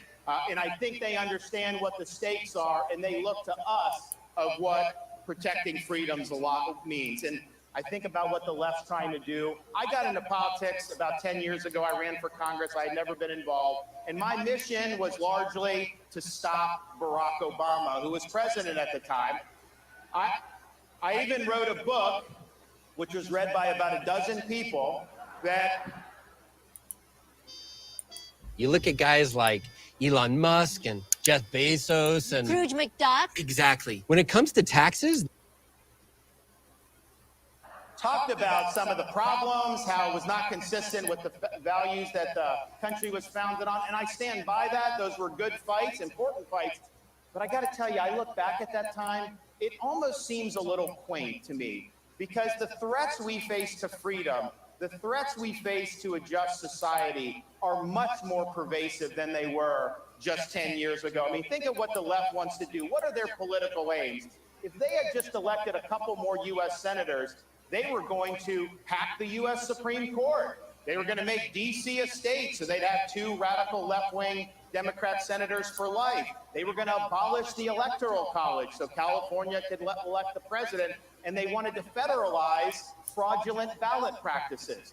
Now, say what you want about that. That is not an agenda that very many American families are sitting across the dinner table from each other saying, oh man, I wish we could make D.C. a state, or I wish we could pack the Supreme Court. No, that's not what people have on their mind. They're concerned about gas prices, crime, the border, all the disorder around the world. That's what they're concerned about. They're doing that, though. The left wants to do that because their goal is not to make our country great. It's to marginalize the conservative half of the country. They want us to be powerless. They want us to be voiceless. They want us to be second-class citizens. And what are these ideological aims? The woke is the new religion of the left.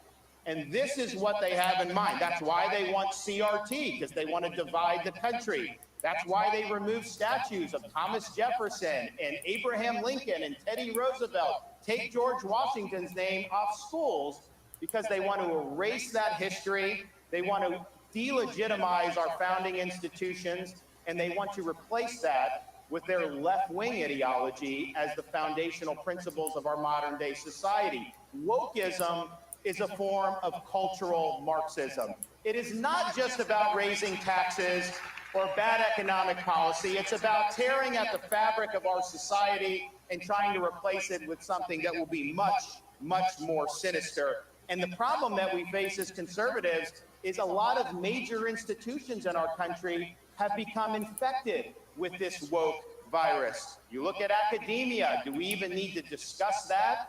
Their main objective now is to impose an ideological worldview on the people that come through their universities. You look at corporate America, they're mentioning it. They're opposing voter ID. Many of them make a lot of money from Chinese slave labor, but they don't want voter ID in the United States. So they are engaging in woke activism. You look at our bureaucracy and how totally off the rails they have become in many different agencies. And it's not just limited to people like Fauci. You have it across the board where this has become a major behemoth.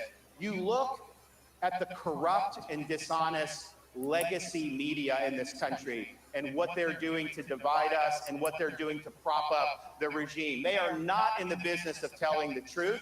They're in the business of spinning partisan narratives to be able to benefit their side. They don't speak truth to power. They're defending the regime in power. And if you speak up, they come after you. They'll smear you. They'll defame you. All they do day after day is concoct a blizzard of lies to try to deceive the American people. And make no mistake, that's going to intensify leading up to November. They're going to try to do anything they can to relieve the blame off Biden and to try to fool the American people into keeping Democrats in office. We're not going to let them do it, but that's what we're facing. And then maybe to top it off, you have big tech. Big tech is now the #1 institution for censorship in this country. They are working with the legacy media. They're working with the Biden regime to try to marginalize conservative voices. Anyone that dissents from their orthodoxy is a target. And so this is significant stuff. This is freedom that's being, on all different fronts, that's coming under assault. And so here's where we're at. When you have a society that's veering away from the truth, anybody that stands up and speaks the truth will come under fire. That is going to happen. And so in times like these, there is no substitute for courage. Having the courage to stand up against things like cancel culture, having the courage to reject corporate media narratives, having the courage to take on institutions like big tech, having the courage to stand in the way of the Brandon administration.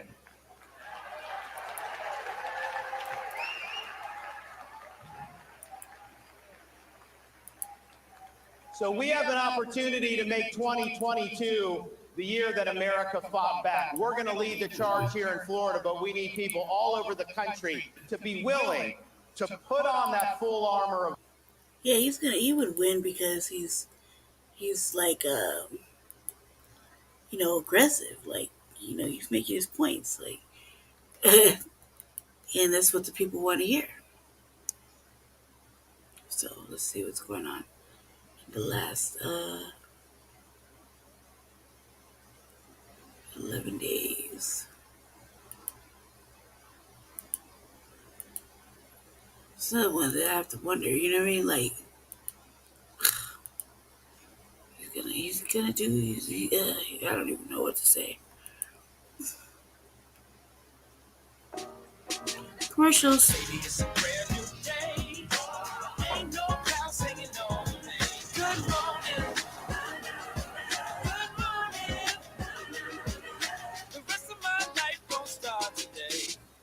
This morning, Republican Governor Ron DeSantis escalating his fight against the house that Mickey built, pressuring state lawmakers to repeal Disney World's unique self-governing authority, the little-known Reedy Creek Improvement District that dates back to the late 60s. They will be considering the congressional map, but they also will be considering termination of all special districts that were enacted in Florida prior to 1968, and that includes the Reedy Creek Improvement District.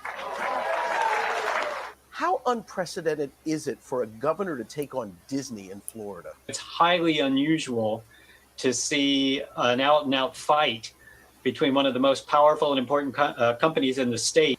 Political insiders say the battle is really over Florida's new parental rights and education law, which opponents, including some vocal Disney employees, call the Don't Say Gay law.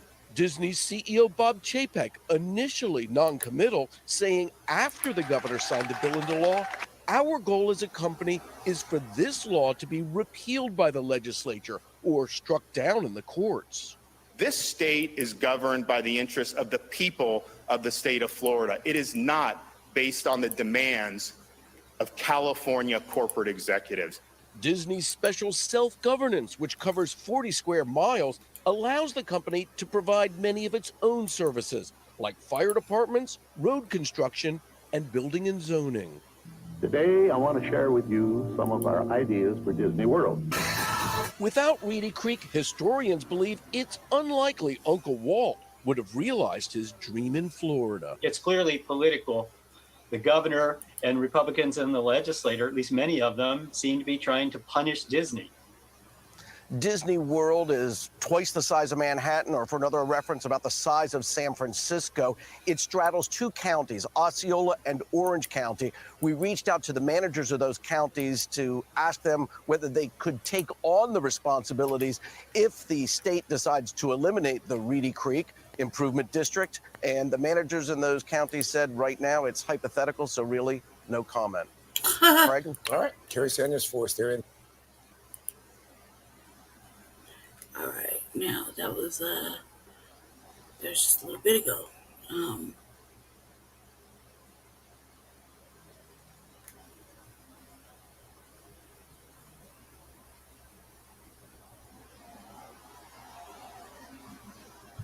Let's see what this is saying.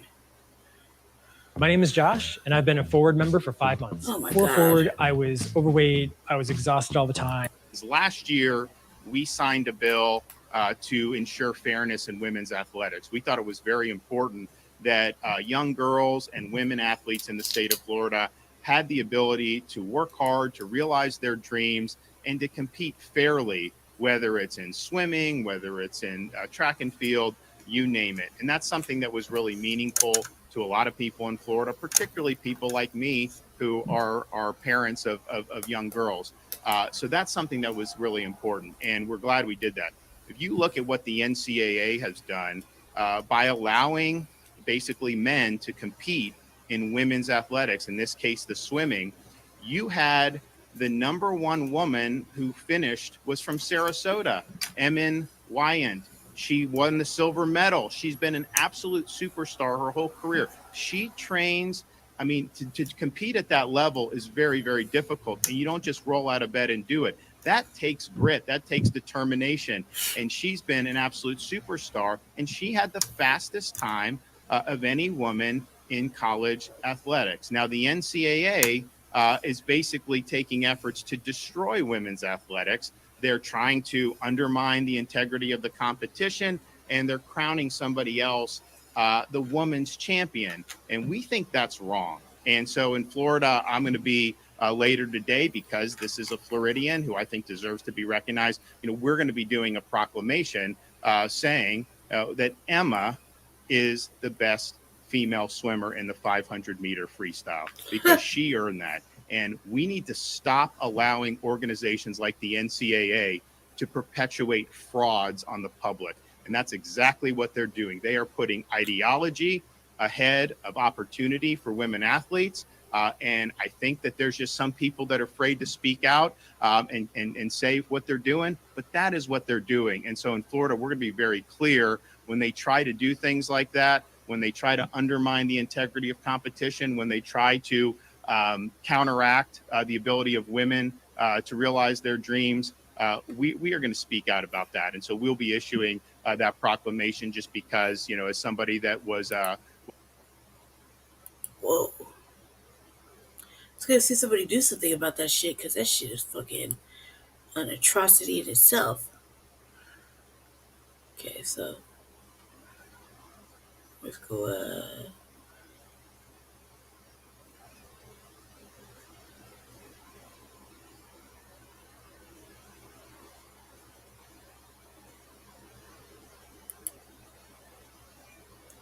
We obviously don't care for Joy Reid.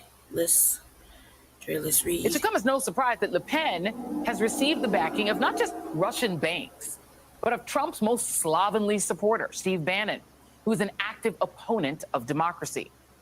With all that said, close only counts in horseshoes and hand grenades, and Le Pen's loss is a resounding victory for democracy and for the French people, who, despite deep frustrations with the president, chose democracy over extremism. The same, unfortunately, cannot be said here in America, where the modern Republican Party is taking a page from Orban's book and leaning hard into authoritarian socialism, where Christian conservatives are waging a full-on jihad against those who disagree with their increasingly and obsessively anti-gay, anti-trans, anti-immigrant, anti-history views. Look no further than the free state for some of Florida, where Ron DeSantis has waged a hypocritical war on Disney. Freaking Disney. Why? Disney got a lot of troubles. Because they dared to push back on his hideous Don't Say Gay law. Last week, the state legislature voted to dissolve Disney's special Reedy Creek district, which allowed them to control zoning and operate their own police and fire departments, and kept them from having to operate under rules that other counties must use. LiDAR mapping 5,100 PA. Robo Rock S7 Max. I'm old enough to remember when those same Republicans in 2019 had a heart attack when the San Antonio City Council voted to bar Chick-fil-A from the city airport. The reason? The council opposed what they called Chick-fil-A's, quote, legacy of anti-LGBT behavior. Republicans cried foul and squealed about the company's freedom of speech.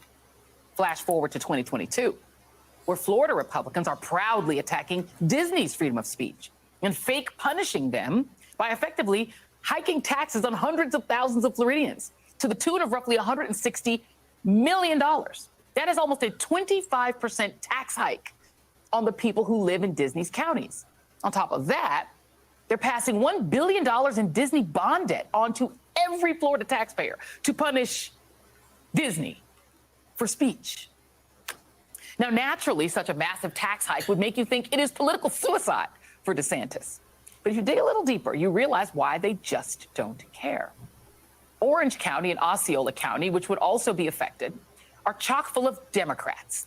Orange County Mayor Jerry Demings told an NBC affiliate that if we had to take over the first response and public safety components for Reedy Creek with no new revenue, that would be catastrophic for our budget in Orange County. It would put an undue burden on the rest of the taxpayers in Orange County to fill that gap.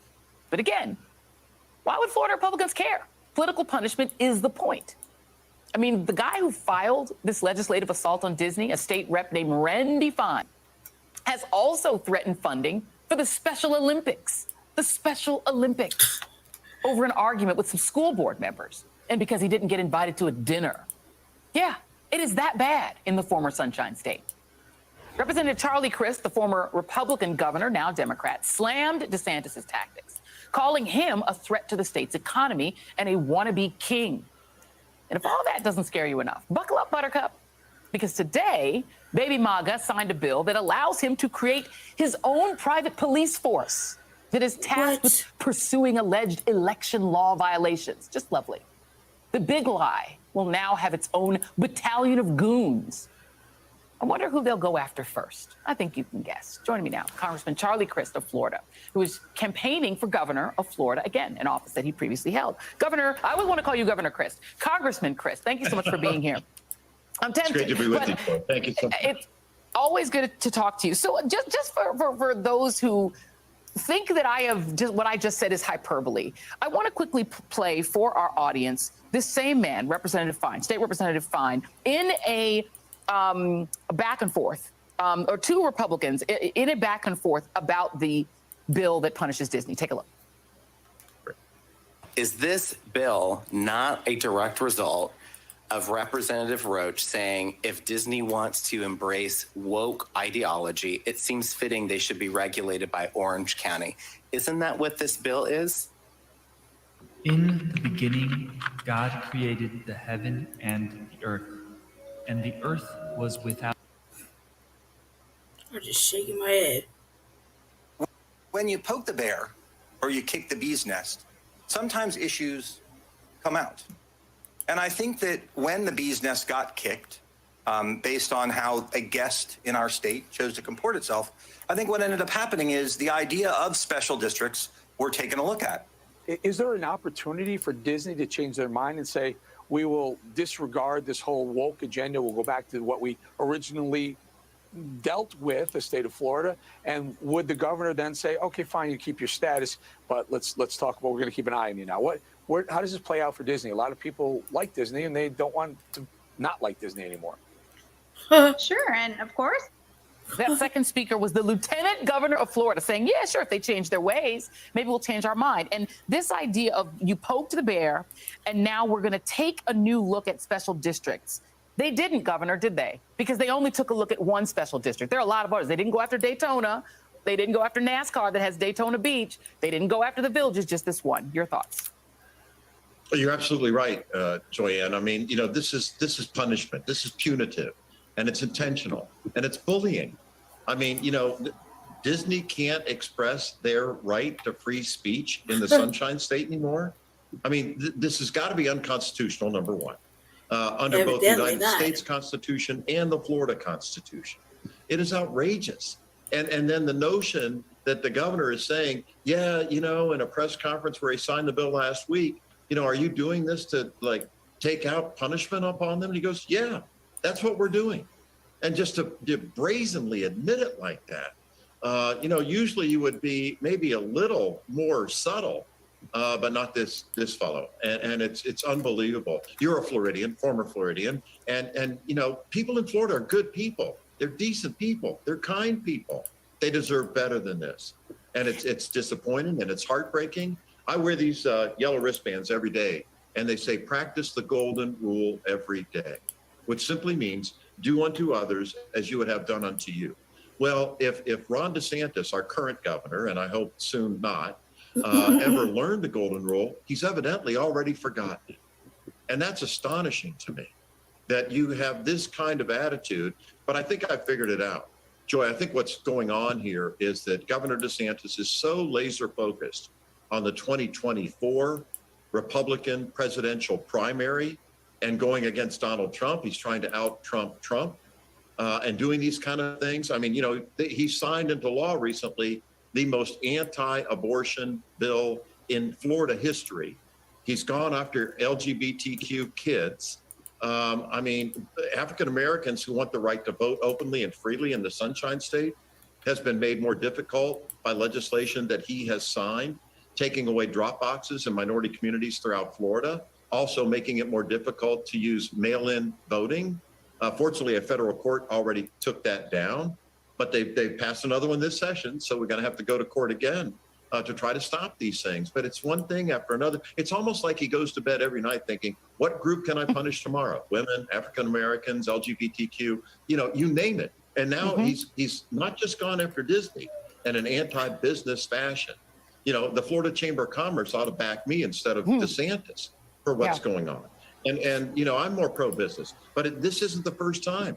He did it to the Florida cruise industry too. Right. Because they wanted to make sure that people that came on the boats didn't have the virus. I mean, it's unbelievable, really. Hey, my friend, don't scroll away. This is urgent. Donald Trump is campaigning right here in Georgia to flip my seat. And I mean, the thing is that, you used to be a Republican, and there used to be a pretty solid principle among Republicans that you don't choose winners and losers, that the government shouldn't be doing that, and they shouldn't be using the tax code and the raw power of government to pick winners and losers. I'm going to put that graphic back up. There are 1,800 special tax districts in Florida. This is not a thing that only Disney has. They went and excised one. And that one is where Universal Studios and SeaWorld and Disney are. And if you could just explain, as somebody who has had to administer the state as its governor, when you do that and then you transfer the need to improve those Disney rides and police and do fire services for Disney, that then is the responsibility of Orange County and of Osceola, right? This is going to literally raise the taxes of every Floridian in those counties, but then of the whole state, because the bond debt is now on the state. Well, the whole hit is going to be about $2 billion. Think about that. This will be the largest single tax increase in the history of Florida under Governor Ron DeSantis. What happened to less taxes, less government, more freedom from the Republican Party? Really? What happened with that? Apparently it's out the window because it's all about authoritarianism. This is democracy versus autocracy.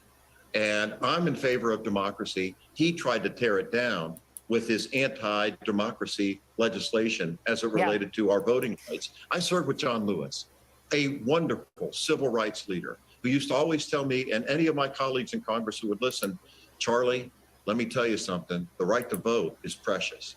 In fact, he said, it's so precious, it is sacred. Something from God. It gives us our right to freedom, our right to express ourselves, whether you want to protect a woman's right to choose, LGBTQ children, or Disney's right to free speech. It's unbelievable what he's doing. It really is.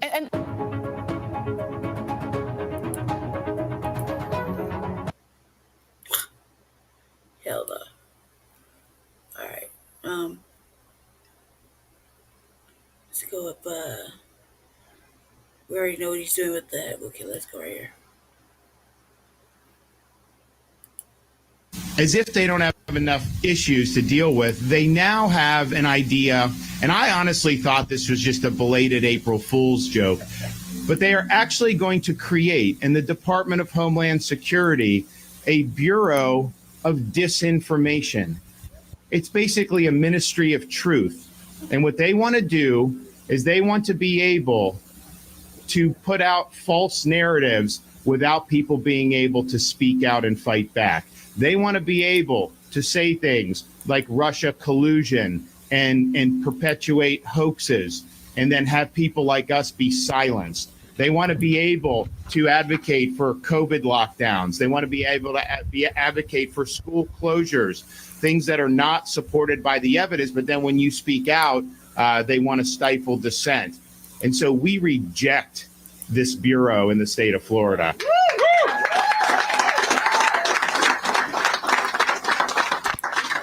We believe it's essential that individual Floridians and Americans are able to speak out against false narratives trying to be jammed down our throats by this regime.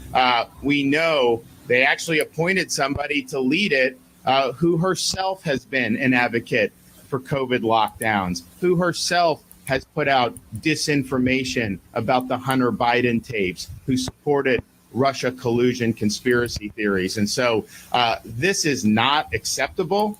And in Florida, we're not going to have it. And so let's get real here. Let's start dealing with issues that people actually care about. Let's stop trying.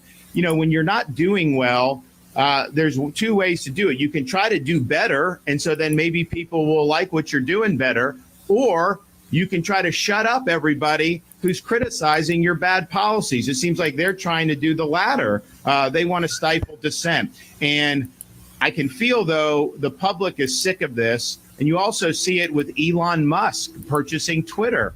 You know, they wanted to use Twitter as a way to enforce the narrative. You know, when you do things like talk about things that conflict with what people like Fauci say or whatever, and these are very eminent people who will come out and show how what he's saying is wrong, they will silence, they'll deplatform you, they will censor you. And so that is something for a free society to not be able to speak out on these major platforms where so much speech goes on. You know, that's a huge, huge problem. And Musk saw that. And Musk saw people being censored. He saw websites like the Babylon Bee, a satire site, being locked out because they had the temerity to do satire about some of the transgender ideology. And so what he's doing, I don't think the board wanted to accept the offer, but they had to because financially it makes sense. And we let it be known in Florida, since our state pension fund has shares of Twitter, that we would absolutely hold the board of directors accountable if they breach their fiduciary duty. They've got to do what's right in the interest of the shareholders. They can't reject Musk's offer because they're worried that he's going to open it up and for political reasons. And so I think that shows you there's a lot of momentum now behind having free speech, a lot of momentum so that people can speak the truth, particularly speaking the truth to a very decaying and discredited ruling elite in this country. And so this is going to be potentially an engine where the American people can speak the truth and fight back. But clearly, our entire principles that the country was founded on, you cannot have a ministry of truth in this country. And so let's get real here. Let's make sure that we're doing things to benefit Floridians and Americans, but we're not going to let Biden get away with this one. So we'll be fighting back. Oh, is it? Yeah, well, he's the options are looking very good.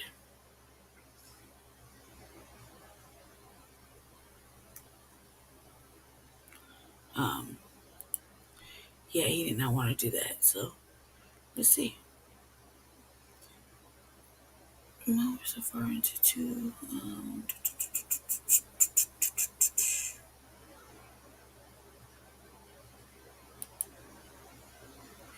Hold on 1 second.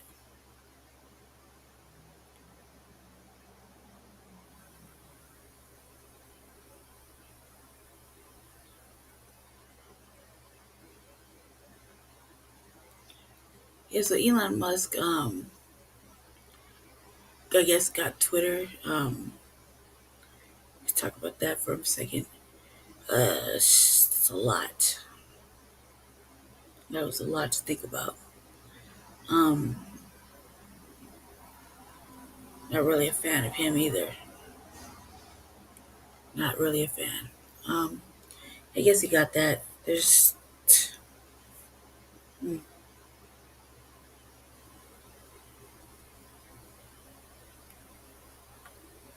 let's see.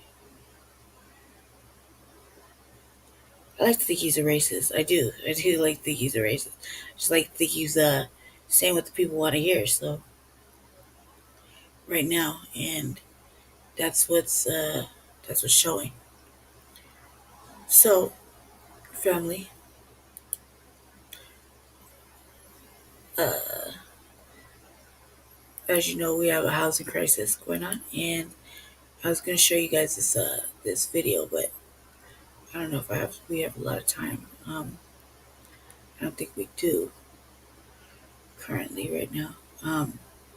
They might have to come back on that because I watched this program. Let's see. It's talking about now what. It's talking about the housing crisis. It's a real serious thing. So, what happened right here? Let's see.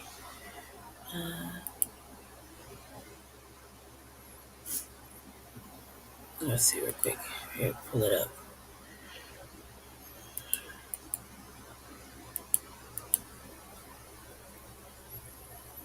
It was on my mate's thing. Gotta find it.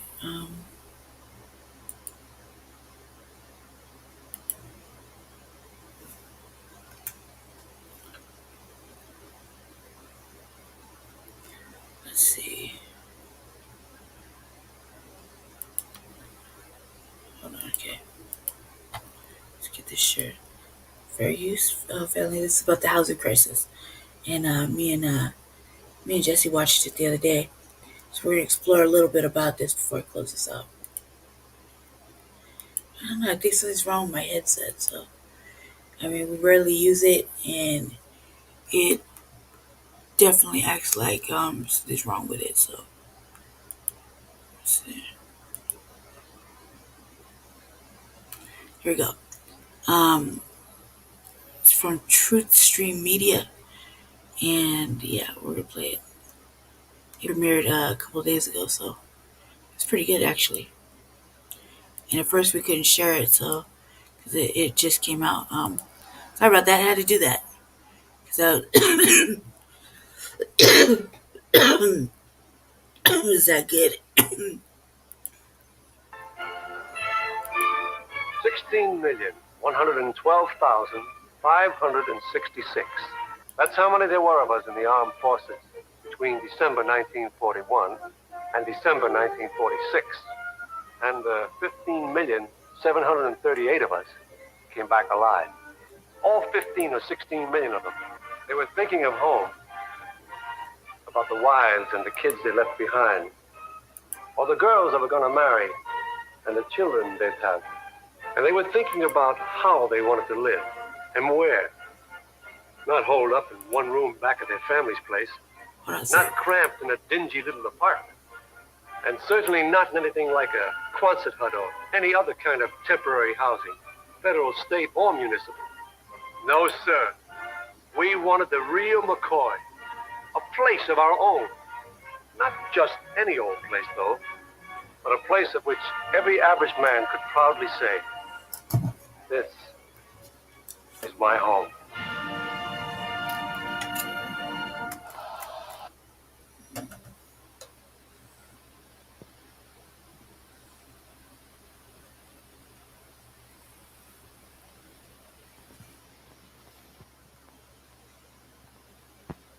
Says, and nobody seems to care or notice. Nobody seems to care.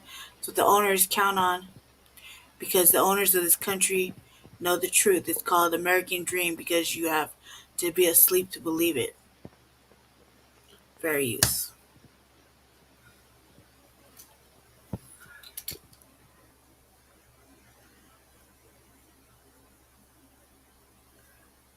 About 7 years ago, we started going around the United States, gathering up footage and interviews for several documentary projects. And a lot of times when we would do this, we would be gathering for more than one project at a time.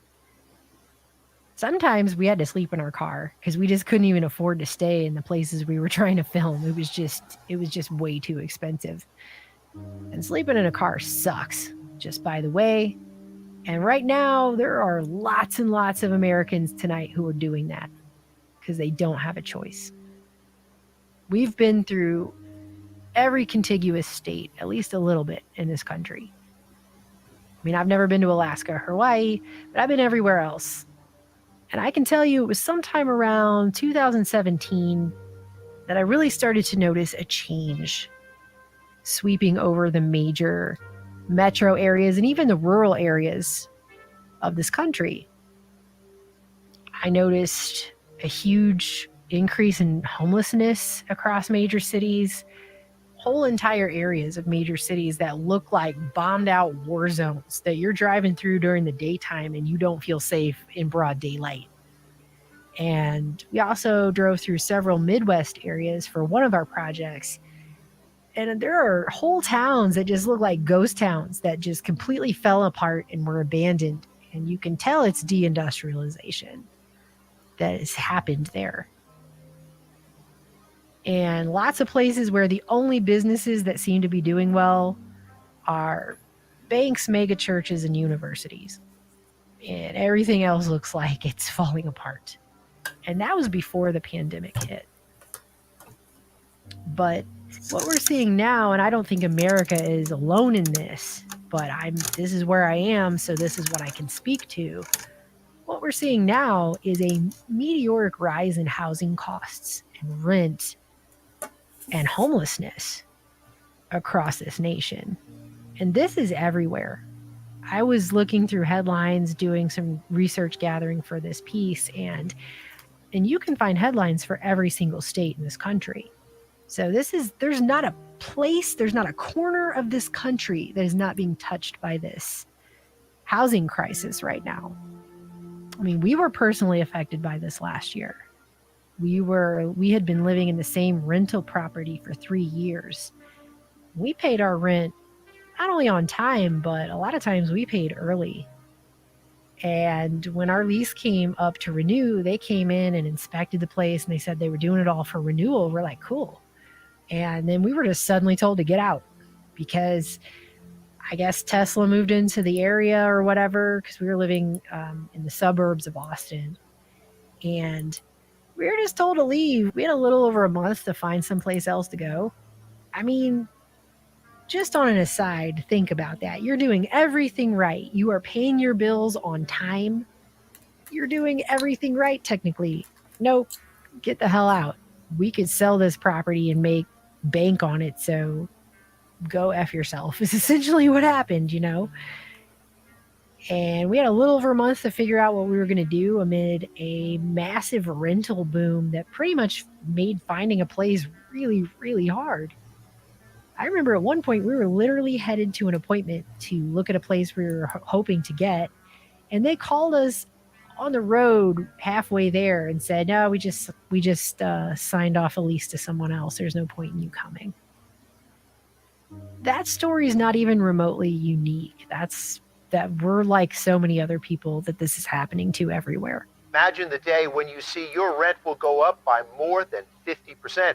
Suddenly, you're not getting by, you're getting out with maybe no place to go. According to an April 2022 report from the real estate brokerage firm Redfin, the median monthly asking rent in the U.S. increased 17% year over year to a record high of $1,940 in March 2022, the largest annual jump since at least February 2020. Meanwhile, the national median monthly mortgage payment for homebuyers rose twice as fast. It climbed 34% year over year to $1,910, which is also the biggest increase in Redfin's records. In some places like Austin proper, rent increases averaged 40%, which priced people out entirely, and there are lots of news stories coming out of Austin talking about how people just have to leave. And the city of Austin is looking into fixing high home prices and rising rent. The average home going for $530,000. The average rent rate around $1,500 a month. And because of that reason, the two people I'm about to introduce you to had to move away, but they're not alone. Several have had to do the same, and others are in the process of leaving Austin. Not only that, but in March 2021, Moody's Analytics reported that there's less housing available for rent or sale now in the United States than at any time in the past 30 years, with the largest shortfall in housing supply in nearly half a century. And they're only projecting it to get worse. And while housing costs and rent are skyrocketing, the increase in housing costs is not being met for most people with any sort of increase in wages at all. So more and more people are finding themselves unable to afford to pay these insane price increases just to keep a roof over their head. A couple weeks ago, this article went up on NASDAQ.com from a Motley Fool contributor. 3 charts that show how serious the affordable housing crisis really is. And the second 2 charts discuss the house-burdened households. So a family is considered house-burdened if they're forced to spend more than 30% of their monthly income on rent. That's kind of the gold standard, or at least it has been for budgeting. Colorado. But as you can see from looking at this chart, that's not even remotely what's happening in most states. It's crazy out there what they're expecting people to pay just to stay living in their house. And this chart is followed by this chart, which is the number of housing cost burdened households in the United States among renters from 2003 to 2019. And as you can see, it's just been going up every single year, pretty much, except for maybe 2017, it dipped just a little. But we're at 44 million households right now.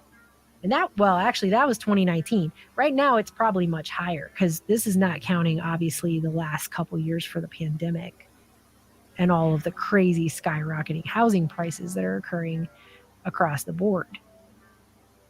And they're projecting that housing prices are going to continue to rise this year. And it says up here that this 30% cost burden is no longer the gold standard, but an idyllic goal that is unattainable for the average American. And I just want to point out that in most places where people rent, your landlord can raise your rent to whatever price they want. It has nothing to do with whether or not the place you're living in is worth more, or they've made some kind of repairs or remodeling that makes it worth more, anything like that. The property value of a rental property can actually go down and the rent can go up. That's just how it is. Doesn't matter. And I've seen people have these arguments like, well, if it's just so expensive, you should just move. But people's entire lives are connected to these areas. What are they supposed to do? Quit their job, hope they find another one, hope they have enough money for first, last months and deposit at some new place, hope they have enough money to also move because that costs money too, and hope they have the time off to do all that? It's not feasible for most people. And then other people are saying, well, you know, just cancel your Netflix subscription and stop eating out and then you'll be able to afford it. That's not the levels of increase in cost we're talking about here. Just by the way, cost is increasing so much farther than just, well, if I lay off the Netflix and chill, I'll be able to handle next month's rent. We're talking of insane increases in rent. That even if that person canceled everything and started working 100 hours a week, they wouldn't be able to afford just the rent, let alone all of the utilities, gas to get to work, childcare, food on the table, basic stuff. Metro Detroit families priced out of a place to live. It is the first of the month. Rent is due, and a lot of families will not be able to pay it. A separate report found Detroit is now the 4th most expensive city for rent. Rents in Tucson are rising far faster than paychecks. That's driving some people out of their homes. From January 2021 to January 2022, average rent in Oregon has increased 50%. Some people are now being asked to pay hundreds of dollars more this year compared to last. Average rent in the city of Atlanta up nearly 18% compared to the start of 2021, with We know housing prices are up here in Central Ohio, but some renters say they are being priced out of the Columbus apartments that they have called home for years. Currently, we have a vacancy rate of only 2%. In a healthy market, that number should be closer to 4 or 5%. But I spoke to a woman who says that her rent is increasing nearly $500. I don't know how anybody can afford it, and then to have to try to move, to try to find something different, where else am I going to go? Rent prices have soared more than 20 to 30% in the last year across Tennessee. Those numbers come from the Knoxville Area Association of Realtors. That spike in costs is leaving many families in a bind and pricing more out of their homes. I have no idea how to fix it. They just want to get more and more money. It's only going to go up and up as we go, but wages are going to stay the same. I'm a 50-year-old man with a roommate now because I can't find anything I can afford on my own. Opening an email from the Solé Apartment Management Group, a tenant who did not want to be identified out of fear of retaliation had a bit of sticker shock. And I was like, well, is there anything I could do? Because I can't afford this. She rents an apartment for $1,590. This email shows the rent increase to $2,247, a more than 41% increase for her apartment on Annunciation Street. Even long-term renters are facing unheard of increases. How is that legal? David Salisbury Fry and Claudia Friedlander are musicians. They've lived on West End Avenue near Lincoln Center for 15 years. That is until they opened a rent renewal offer on New Year's Day. They planned on raising our rent 74%. The landlord made her an offer she couldn't refuse. A special pandemic rate, $1,945 a month. 1 year later, how much was the rent hike?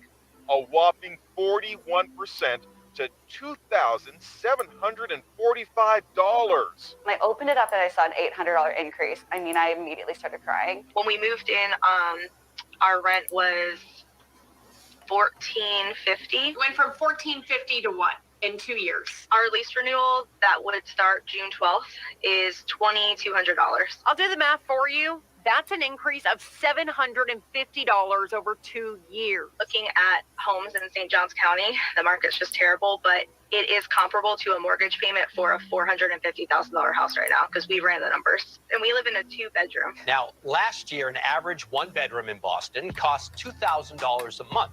Well, this year, it's about $2,600 a month. This year, they bring prices renters have never seen before. I think we're going to break the records in terms of pricing, rental pricing. The smallest apartments out there across the county, studios, are up 21%. According to new data from rent.com, the average price for a studio in our county is $2,378, up 21% from last year.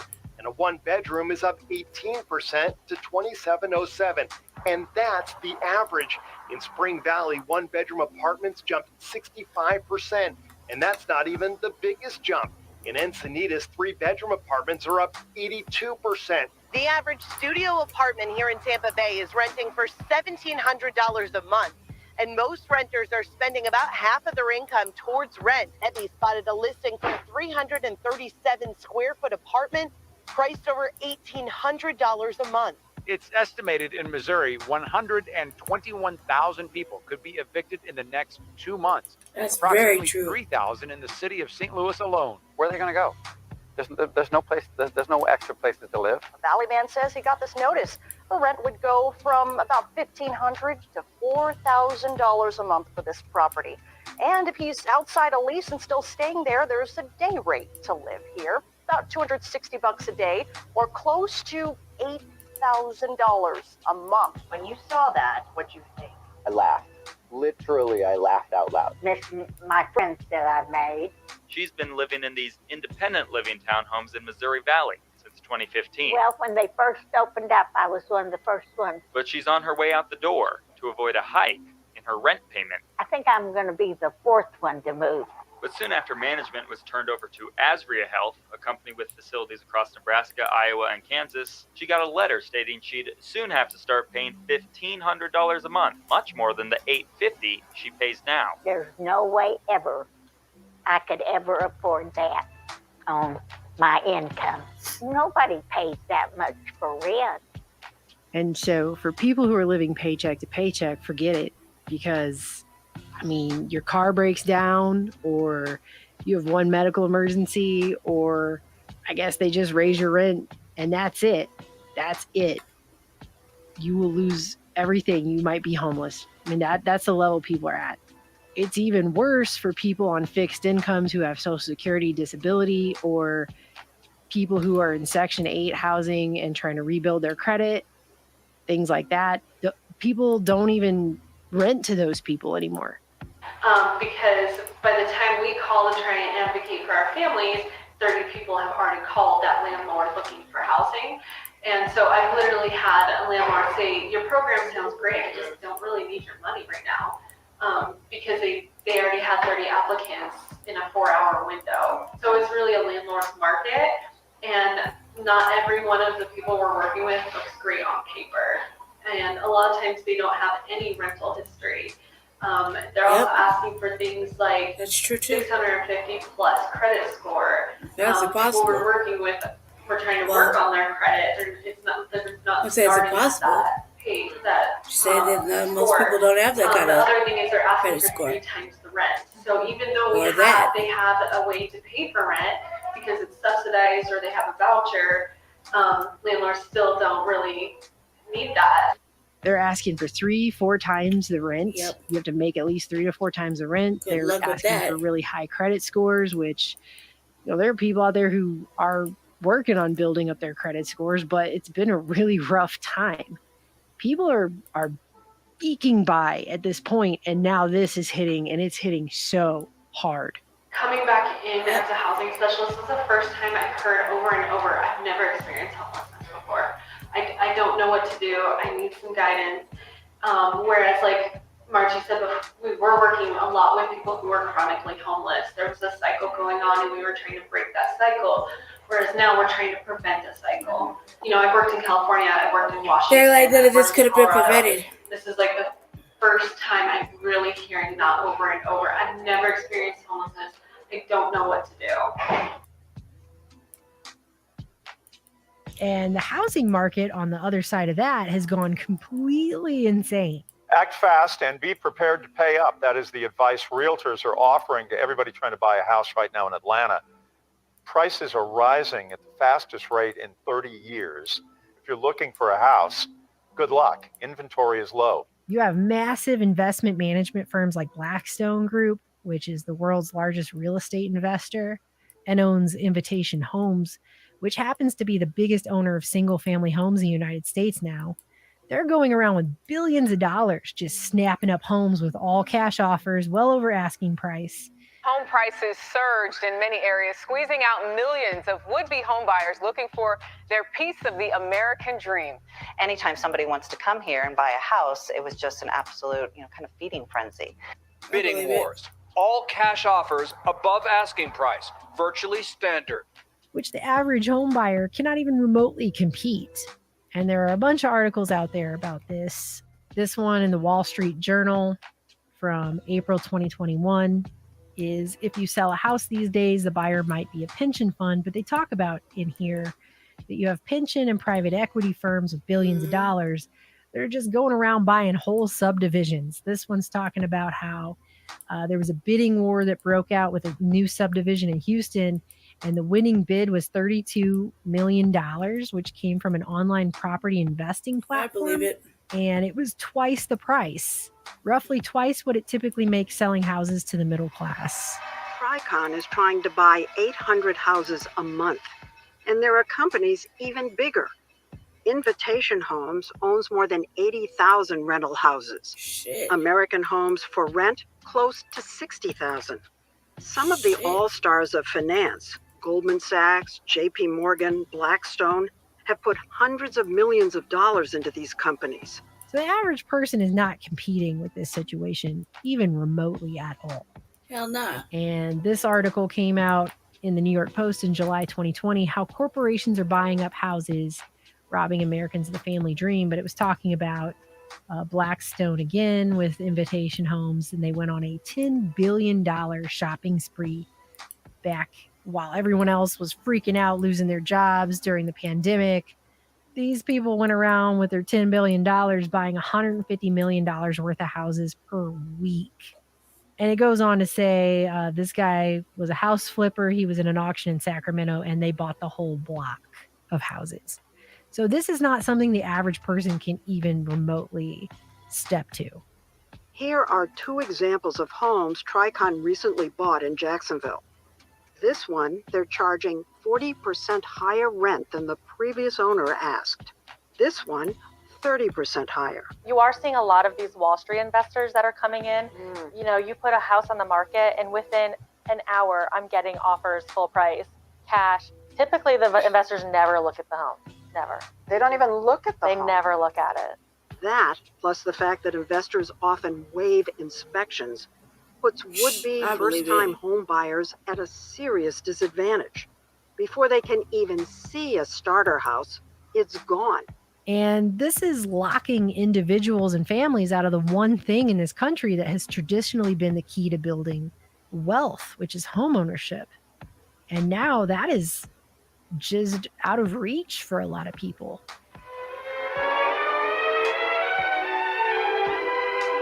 And there is no one factor more representative of or more conducive to the economic well-being of the American citizen than the home in which he lives. Here's how you buy a home in Boise. Beg the seller to let you overpay. I mean, I think this video I saw in the News and Observer kind of sums it up. This is out of Raleigh, North Carolina, and it was taken by a real estate agent. This house went on to the market for $260,000. It was a 3-bedroom, 2.5 bath, regular single family home, 1,400 and some odd square feet. And it was listed for $260,000, and people were lined up for blocks to try to get this house. Okay, everyone, so I am here showing my client a home, and I just want you to take a look at all of the people who are lined up to see this property. So when we say that there is a housing crisis, we really, really mean it. It's absolutely insane. The line goes all the way in the back. It's not even 5:30 fully, and someone stopped me and they wanted to know what was going on in the neighborhood, and I just told them the truth. I said, we're having a housing crisis, and this is a home that is priced under $300,000 here in the Raleigh area, and as you can see, there are just cars upon cars upon cars, and there are a ton of people that are trying to see this home. This is absolutely ridiculous. We have got to get control over these prices and the housing inventory. Absolutely crazy. And people are so desperate for a home, you know, under a particular price point because people don't make as much money. But there's there's just a lot of people out there. This is just absolutely insane. And it ended up selling for $70,000 over the asking price. What? Compare what you have just seen with a typical American home, which is available to our average worker at a cost equal to his earnings from about 6,000 work hours. To begin with, there is such a wide variety of architectural styles and floor plans that the buyer can usually find exactly what suits him best in the location where he wants to live. So what you have, essentially, is you have these giant investment firms. They're coming in. They can pay all cash. They don't even look at the property. They don't care about inspecting it. They don't give a crap at all about any of it. Investors buying up low-priced properties, fixing them up, then raising those rents. Affordable housing advocates say this has been happening a lot over the past few months. They flip it, turn it into a rental property, and then they jack the rent up 30, 40%. So where a 3-bedroom would have cost a family $1,500 a month rent or $1,600 a month rent, now it's $2,200, $2,400 a month rent. The wages in that area have not changed. The price of that you're getting paid to do your job has not gone up at all. But the cost of the rent is so high that a lot of these people can't afford it. There's people that have money to get in to places, but there just is nothing that's affordable for somebody working a regular, job. And I'm talking about teachers. I'm talking about people who change the oil in your car, people who work at the grocery store, people who cut hair, all, the basic services that keep a society going. Those people can't afford these rents. They can't even get approved for them. They're too expensive. Paying as much as $2,000 for a one-bedroom apartment, and rents are going up everywhere. Today, members of the State House Commerce Committee learned just how dire the situation has become. I'm an economist. I've been a practicing economist in Arizona for 53 years. Elliot Pollack used a slideshow to reveal that the median home price has risen 216% since 2000, but the median income has only risen 48%. Oops. 16,112,566. That's how many there were of us. Paying as much as $2,000 for a one-bedroom apartment, and rents are going up everywhere. Today, members of the State House Commerce Committee learned just how dire the situation has become. I'm an economist. I've been a practicing economist in Arizona for 53 years. Elliot Pollack used a slideshow to reveal that the median home price has risen 216% since 2000, but the median income has only risen 48%. By 2025, it's possible that only 21% of the population will be able to afford to buy a home. And that's a crisis. That's a real issue. And police officers, firefighters, teachers, construction workers, and retail workers are already priced out of buying a home and are increasingly priced out of renting one. That is enlightening and a little scary. And there's not enough affordable housing to accommodate what they can get approved to afford, because all the prices have just gone out the freaking window. Rent here in Indianapolis is doubling, if not even tripling in some areas. We're learning it's in part due to out-of-state companies buying up houses only to rent them out. They can offer all cash, very short closing times, no due diligence, no inspections. They'll then do what we would call a flip, but they're not going to sell it then, they're going to rent it. Sarah Kors, Associate Director of the IU Center for Real Estate Studies, says more and more out-of-state and even some in-state investors are buying up houses across Indianapolis. And it's not just one or two here and there. Developers have started developing an entire for-rent neighborhoods to sell to these people,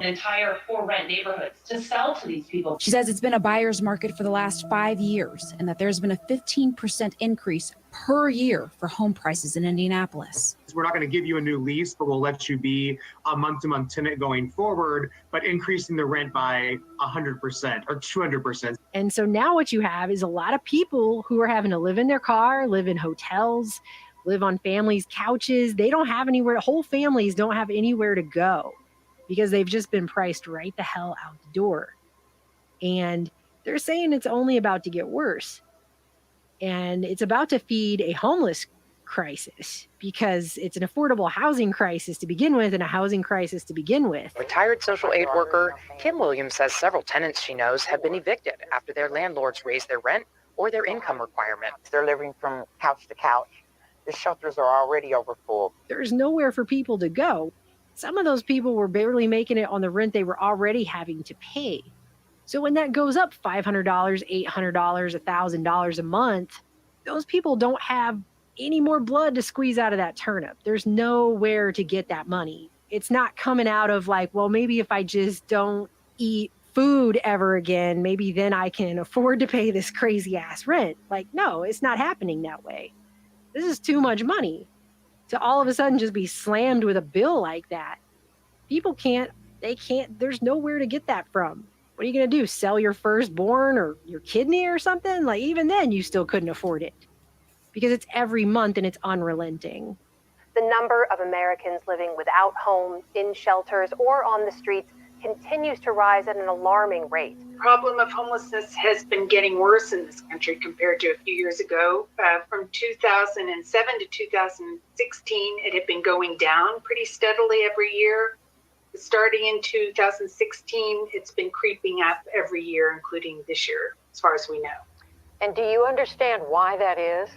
I think it's largely due to the lack of affordable housing and housing getting more expensive, and also what people earn purchasing less housing. So now we're feeding our affordable housing crisis, which has already come to ahead and a tipping point is now feeding into what's about to be a homeless crisis.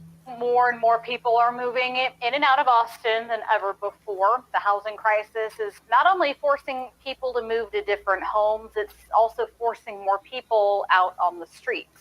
Advocates tell Spectrum News among the homeless they're helping right now, a major factor is affordable housing. And nonprofits are also critical of how the city is handling the housing crisis. Weekend Now founder Anthony Jackson was on the scene during a homeless sweep when crews found a woman dead. Because a lot of these people are going to not have anywhere to go when they can't afford this insane rising cost of basic roof over your head.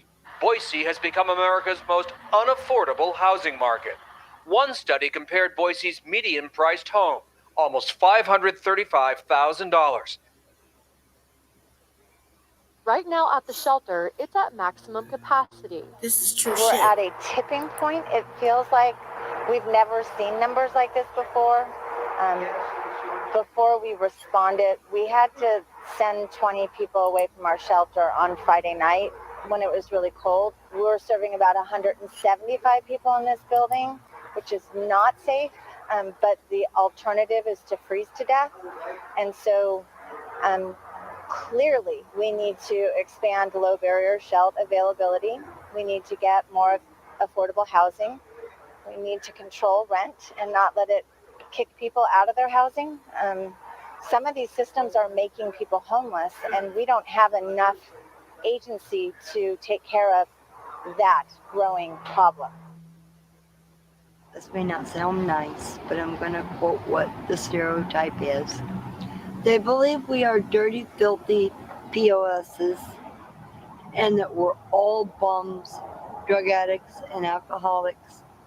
That is not so. There's many issues that have led to homelessness. High prices of housing. When you get a little over $800 a month to live on, as I do, on disability, it's not possible.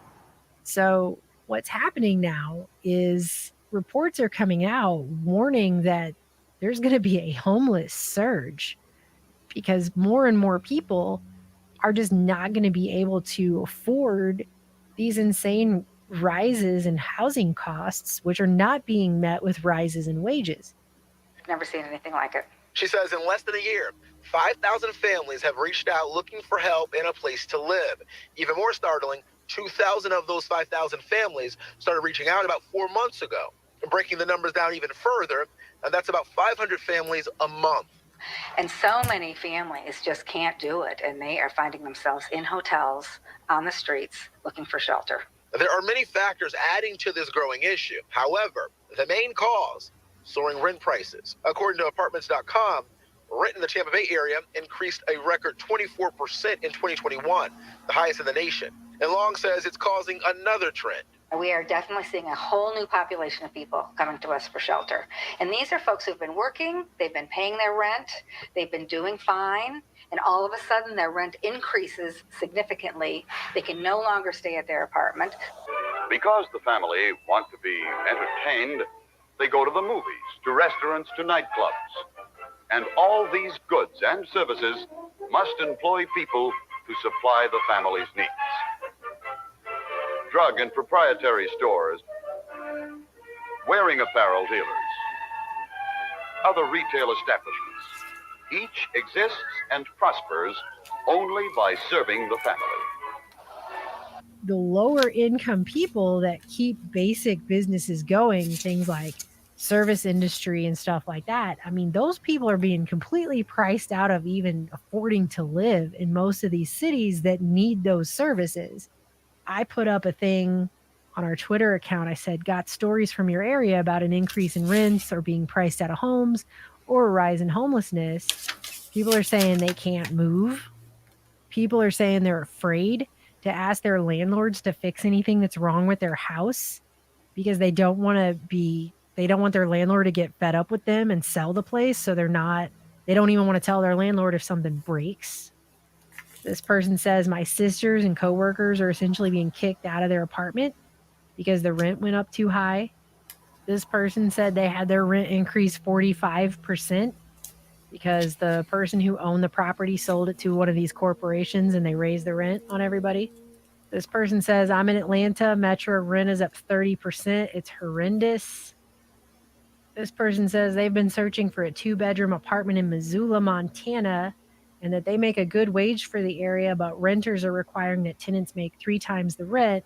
So even a studio apartment's well over $1,000, and nobody makes that there because the average person doesn't make that much. Someone else said that out of Missoula. They said that the average person makes less than $15, but the rent has more than doubled in the last 2 years, so that the majority of people living in that town can't afford the basic cost of living in that town.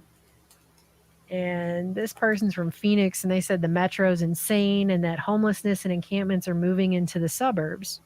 And that's what's going to, by the way, happen all over this country. I've seen that happening more and more, but people are living in their own little bubbles here and there. They don't realize the whole NIMBY attitude, the not in my backyard attitude about this. This whole country is about to be one giant backyard with these policies and what's happening and how people are being priced out of the basic right now. necessities of life. I mean, shelter is a basic need. You have to have some place to go. And they keep clearing homeless encampments because more and more people are homeless now than ever. This homelessness has been rising since 2016. In one of the wealthiest areas in the world, hundreds of people living in squalor.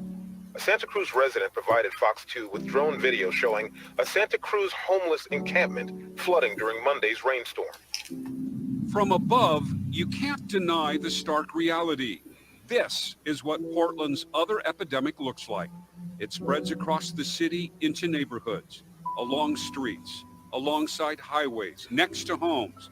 See the homeless camps everywhere in Albuquerque, from city parks and sidewalks to the side of the freeway. The mayor's office hopes consolidating the encampments will make the city safer and make it a whole lot easier to provide resources to people living on the street. Advocates say that the homeless crisis near downtown Phoenix is only getting worse. 3 times a week down here in downtown Phoenix, the city, accompanied by Phoenix police, will come down here and conduct homeless encampment cleanups. A new bill at the state capitol would make it mandatory for homeless camps to be properly permitted like other campgrounds. State senator that filed the bill says homeless camps like this one under the highway bridge in Norman pose a health and a safety hazard. Others say he's weaponizing the permit process for a quick fix on a problem. More and more homeless encampment tents are popping up across the Austin area, regardless of the camping ban voted back in place last year. A large camp along 700 West in Salt Lake City has been removed by police and county health officials. Now, the health department does say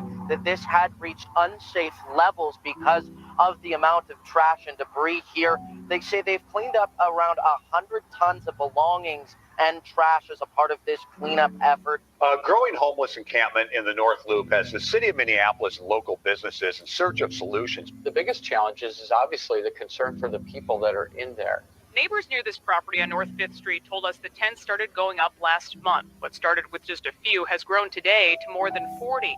Once again, homeless camps are being asked to move out and move on in downtown St. Louis. Homeless living near the Dome at America Center are being evicted. An eviction notice on the side of the McGuire Moving and Storage Building says to be out by Monday. Some are considering a shelter, while others are just moving across the street, saying shelters are not safe. As Colorado's homeless crisis is coming to a head, the mayor of Denver announced next steps to help get people off city streets. If you've been in downtown Denver recently, you can't help but notice one of the many homeless camps lining the sidewalk. Some residents say having a homeless camp down the street from their homes and businesses doesn't help. Neighbors say they've seen the camp grow from 2 to 3 tents to now dozens. The standoff that's been unfolding over the last several hours in the East Village. Activists protesting the clearing of a homeless encampment by the city. On 9th Street, just east of Avenue B. This street has been closed off since early today as a standoff developed between a homeless encampment here and authorities trying to clear it. Over the last 2 weeks, the city has gone around and tried to remove encampments. An estimated 250 have been removed. I'm right here at that homeless encampment, right off the Interstate 10 in Banning, right off of San Gorgonio Avenue. Now you can see it right here behind me. It stretches for about half a mile long along the street. Right on, as it goes by, we'll be starting over again for the 39th time in his years on the street. This time he hopes to have something to take with him. Right on was one of just 11 folks left here Monday morning. Starting Tuesday, What's left behind and deemed to be trash will be thrown out by the city. People in Atlanta going about their day drive by this spot daily and wouldn't have any idea it's there. The people who call it a home call it a city within a city. In just the last days, the city of Boston cleared out this full sidewalk of tents. This street is supposed to be next, but it's -9 wind chill today, which only speaks to the complications of those living here. 2 homeless camps in high-profile areas Don't will give a no fuck longer in Colorado. be They cleared out move just you weeks when before the Kentucky there's Derby. snow and everything out. Time to try something new. Those camping out under the overpass on Jefferson and Jackson no longer have to clear out next month. Homeless advocate Jeff Gill calls this a win for the homeless and those trying to serve them. Typically, when there's a clearing, it just means displacement. Just moving from one spot to another. This unhoused resident says he's still waiting to move into housing through the program. Everybody that chose housing put an application in. Like me, I'm just waiting for a move-in date. For the last 10 years, he's lived at the underpass, hoping to move into an apartment sooner than later. That's fucked up. Wonder how long he's been waiting. Next to parking lot for trucks. He probably got lost in the shuffle. This is one huge They be camp. doing that shit. And then there's many more tents, camps located directly under I said the a year bridge. ago this is going to happen everywhere. Just simply inhumane.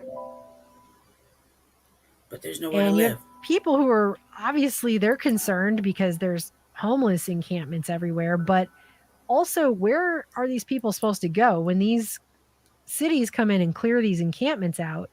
I have nothing of mine, not one freaking thing, not a piece of clothing, not a coat. Well, everybody's forced to move. Most of these people have not a place to go to. And, you know, there were a lot of talking about going to the river. And I just heard that the Rangers are blocking access to the river. So I don't know what's going to happen. You know, last night I showed up, there's still 25 people in their dwellings. And so this morning has been quite the challenge. A lot of depression, overwhelming. I only have one picture of my kids. I'm not going to be okay without it. I mean, you can Shit's keep pushing horrible. people around, but they're human beings. Where are they supposed to go? These shelters are overflowing. And a lot of people who are on the streets, I've seen a lot of videos. I've watched so many videos in the last couple weeks researching this. And I can tell you, a lot of these people say they're afraid to sleep in shelters because a lot of violence happens in these shelters. It's very scary. And they would rather take their chances on the street than sleep in one of these shelters. Violent stuff going on in the shelters, you know, like stabbings and stuff like that. You know, it's very dangerous, man. You know, like, and just nobody wants to be a part of that sort of life. Like, who wants to live like that in danger all the time? Those shelters aren't designed for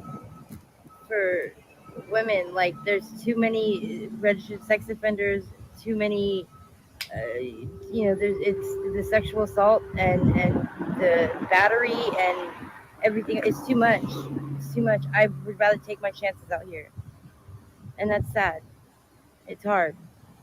And also, being in a shelter is not, in a lot of ways, for a lot of people, this is not a pathway to getting out of this situation either.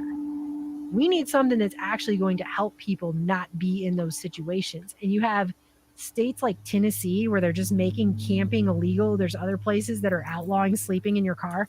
I'm just wondering what they expect human beings to do. If you raise the price of living to a cost that no one can afford, where do you expect people to go? They're human beings who are alive. If they're not allowed to sleep in their car and they're not allowed to sleep in a tent, where are they supposed to go? Okay? So a lot of these towns are so inundated, their shelters are overflowing. They don't have enough room for everybody now. And a lot of these people who are living in their cars, by the way, have jobs. And they still go to those jobs every day, despite the fact that they have to live in their car. Next to a parkway, in this parking lot, 54-year-old Maria begins her day. Maria no longer has a place to live. She's been sleeping in her van for a year now. Just like Maria, around 30 other people sleep overnight in their car in this free parking lot. Most of them work. They're security guards, Uber drivers, secretaries, or even computer technicians. This is every day.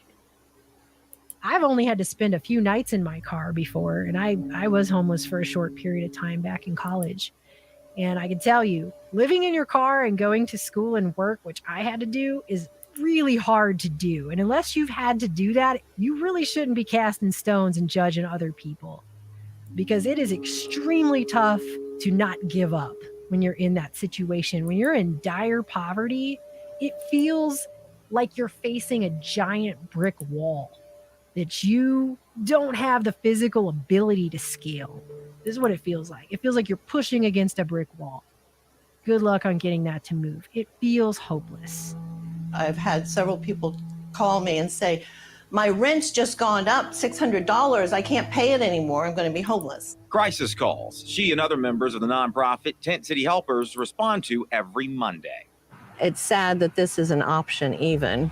Harvey and her team go under bridges, behind stores and other public spaces, distributing supplies and homeless resource information. There are people out there that are working their butts off and trying to make a living without a shower, living in their car, trying to find, a way to make it without housing.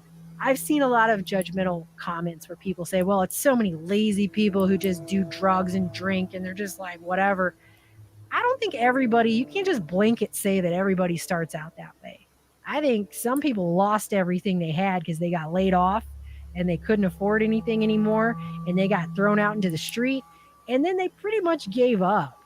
And I'm not saying that's great or anything, but again, until you've been in that person's shoes where you lost everything, it's kind of hard to be throwing stones at other people and telling them what to do. And a lot of these people, they're doing it like we still live in the world we lived in 10 years ago or 20 years ago or the 20th century. And we don't live in any of those places now. Financially speaking, a lot of stuff is pretty insane right now. The COVID pandemic caused a surge in housing costs and a rise in unemployment, leaving nearly 600,000 Americans unhoused in 2020. We have to shut down a piece of our own humanity to be able to walk past another human being that is in such difficult situation. What people don't typically realize when they walk past a person who's homeless is that this person is costing taxpayers a lot of money. Cities across America are spending more than ever to combat the crisis. It's causing everybody a lot of money. New York spent a record-breaking They're just $3 billion misappropriating the to support funds. its homeless population. California is also expected to break its record, allocating $4.8 billion of its budget to the same issue over the next 2 years. It has now been posted here. The city of St. Louis will remove this long-standing tent village at the entrance to the old Admiral Casino on Laclede's Landing. At the same time, another tent village has popped up miles away in South St. Louis along the River de Pere. There's this notion that we already have enough. If we already had enough, we wouldn't have individuals sleeping on the River de Pere. People want to infight with each other on political lines like it's a blood sport about topics like this, but I am telling you right now, this is happening everywhere. Regardless of what kind of governor is running the state. The affordability crisis, the housing affordability crisis, that's been in the making ever since the 2008 collapse. And if you go to this website, National Low Income Housing Coalition, housing needs by state, there's a little drop-down box here. Select a state to explore that state's data. And I went through every single one of these. You could go to any state on here, any state, and you could see how many tens of thousands of houses. I think the lowest amount I saw was over 10,000, 11,000. But every single state in this country is lacking housing for people in the very low income bracket. So this is happening all over the place, and the homelessness is on the rise all over the place too. And even though, California seems to have institutionalized it with what they got going on out there. The Super Bowl at SoFi means tourists will be flooding the streets of LA, and one thing on full display almost anywhere you go, our unrelenting homeless problem. In LA and in towns across California, it's as though homelessness is so common, it's been normalized, and yet so far from normal for anyone else. It's not something that you actually thought was going on here. And you see it in films, but you don't actually think that that's true. You have to remember, California is a very warm state with more open policies, so people are going to migrate there if they're in this situation. If you're homeless, would you choose to be in California or a place like Maine, where it gets to be very, very cold? Although I will say, Maine is also experiencing a homelessness crisis. In community after community, people who once managed to keep a roof over their heads while struggling to make ends meet are now left without a place to live. It's a clear sign of how dire Maine's housing crisis has become. So, I just found out Minnesota is 13th in the nation for homelessness. I had no idea because somebody posted a picture of tents going up in the small town in Minnesota. They said they'd never seen that before. People are saying they are seeing this now in places where they've never seen it before. Homelessness.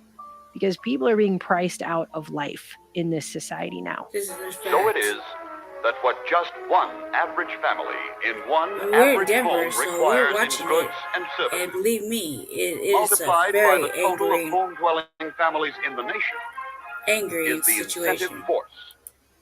Was to help homeless people get housing, and the kinds of questions they ask homeless people are things like, have you ever been sexually assaulted while you were homeless? Have you ever had to use violence to keep yourself safe? Have you ever exchanged sex for a place to stay? They ask these grimy, and this woman these type just of had grimy she was homeless and she lost her twins in childbirth. And they were asking her these questions, whether or not you'll and be able to she get said, a job or those you'll are be the able questions to pay that really your bothered rent me. Whatever my experiences of being sexually assaulted or what I had to do in order to stay safe on the streets shouldn't really pertain to whether or not I deserve housing. And then, based on whatever score she was given in this questionnaire process, she was informed that she wasn't high enough on the trauma scale to qualify for permanent supportive housing. And she felt like that was devastating after she was already experiencing all the things she just went through. She said, if you put me on the streets right now, mentally, I'll kill myself.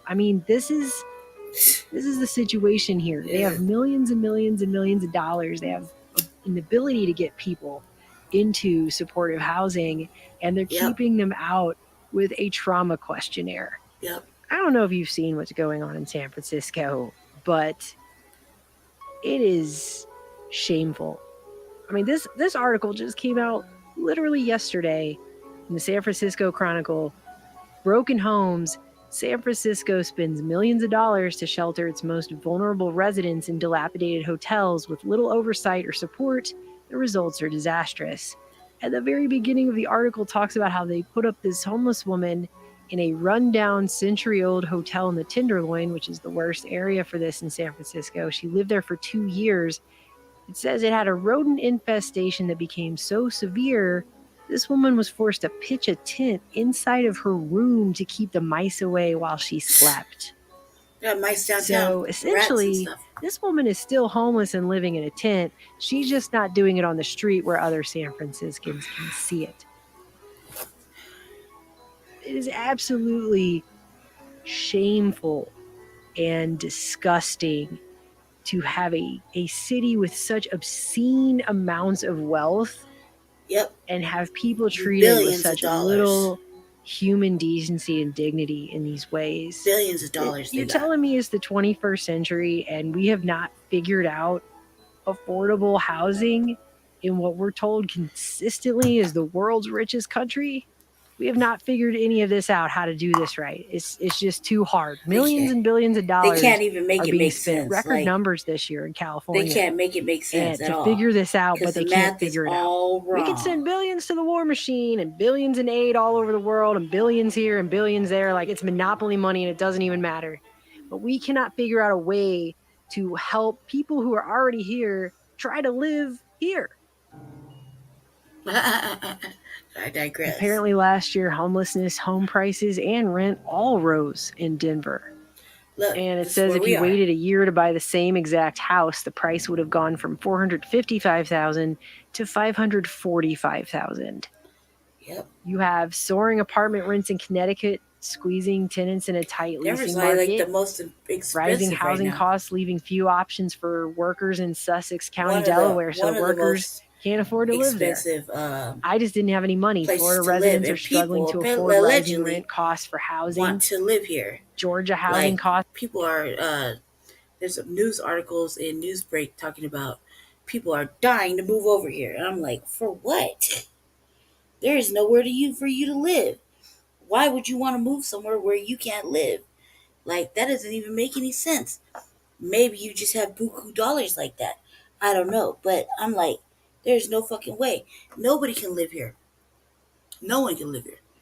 No one. You can't have a regular job. Like, you know, during the pandemic, everybody relied on Uber and fast food restaurants and the liquor store and like the hospital, the teachers. They responded to a lot of people, relied on a lot of people. And they weren't making more than like 15, 17, $20 an hour. And they can't even live here, you know? So how is anybody supposed to do it? They want to make it very difficult for the unhoused to get housed.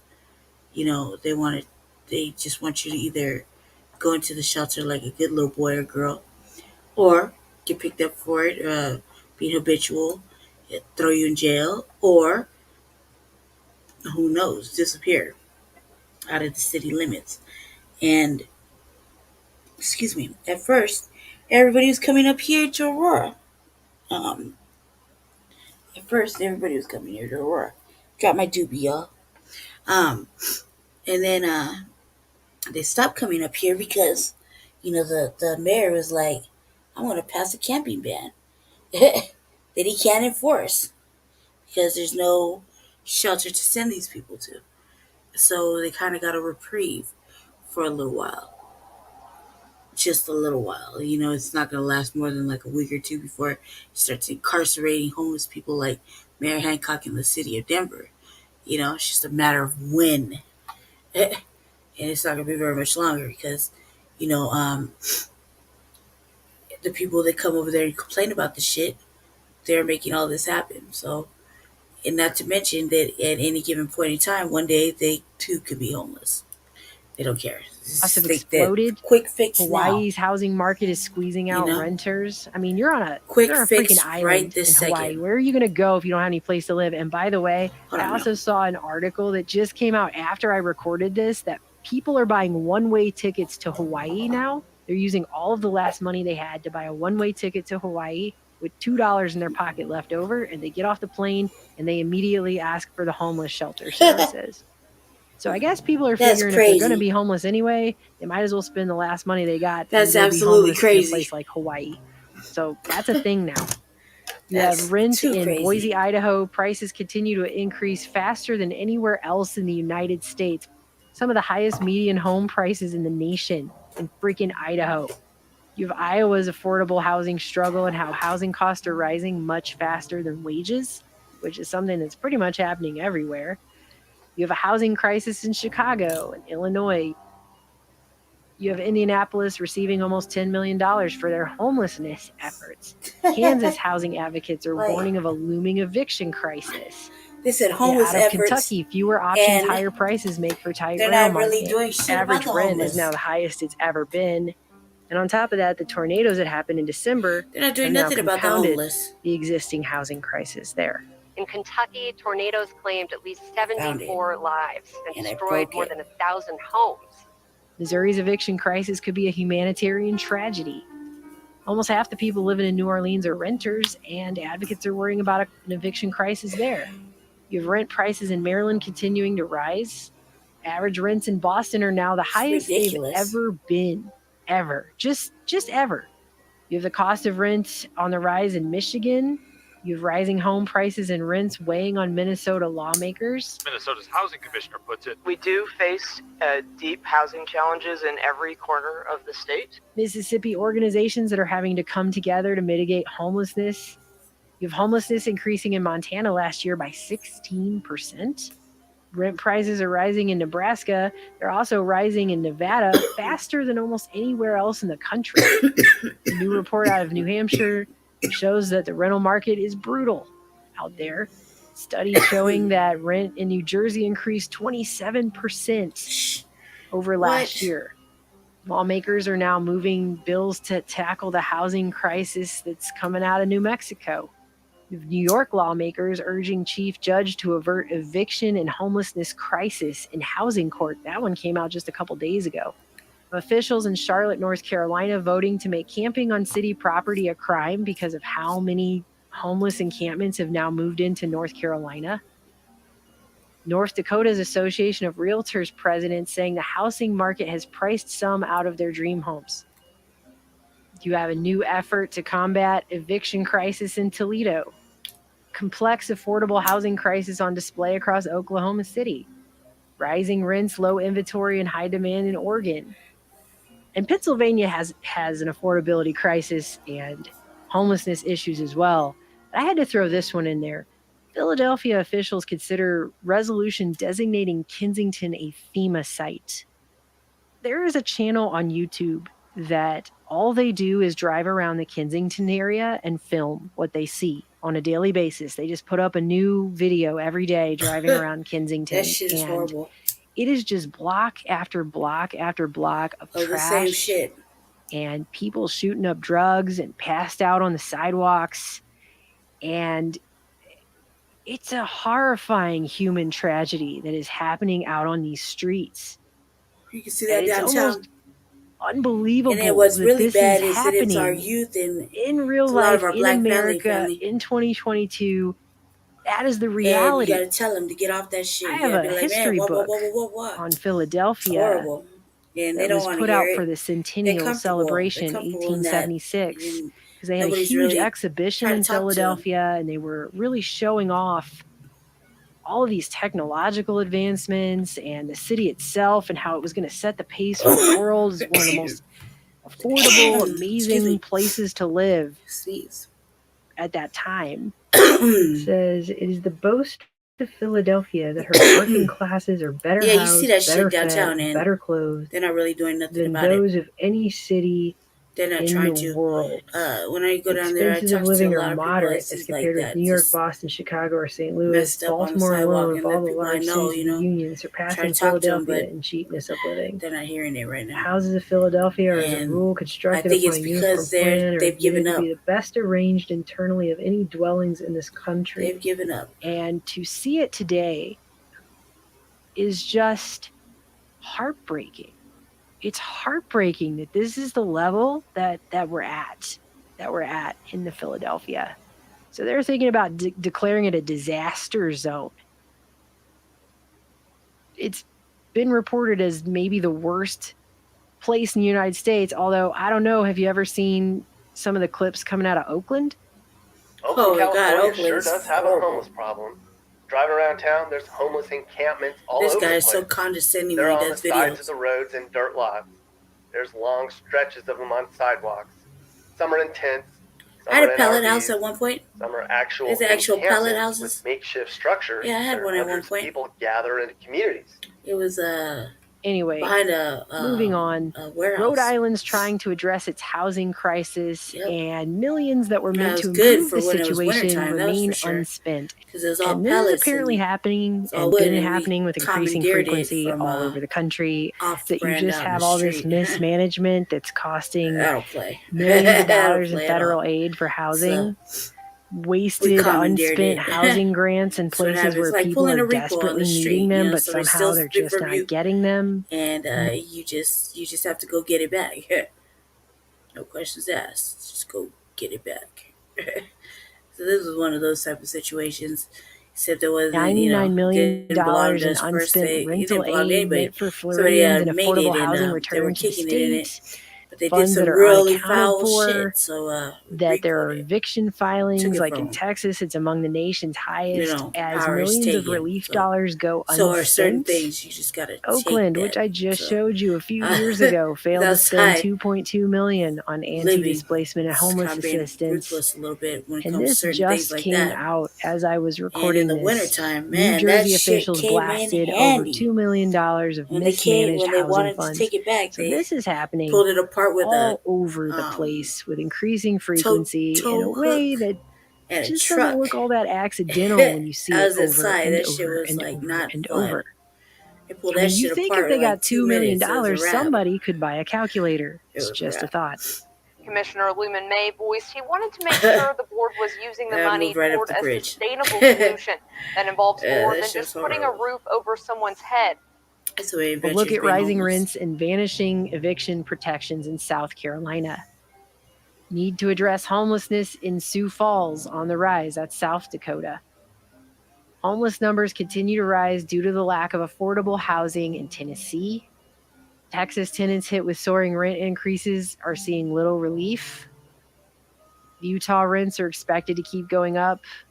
And apparently the housing is one of the most serious problems Utah faces with their housing shortage right now. They're actually setting restrictions on short-term rentals in Burlington, Vermont now because of the housing crisis. And Charlottesville, Virginia's affordable housing crisis is a long time coming. Didn't happen overnight, they say. Special report homelessness in West Virginia. Cost of living in Washington state, rent rises to 5th highest in the nation. That was just from a couple weeks ago. Wisconsin's affordable housing crisis. And in Laramie, Wyoming, homes are scarce and unaffordable. So there's nowhere in this whole country that doesn't have this issue. How did we get here? Minnesota housing officials say the state is 40,000 units short over the next 5 years, much of that in the Twin Cities. Advocates for price control say some landlords are taking advantage of low vacancy by hiking rents.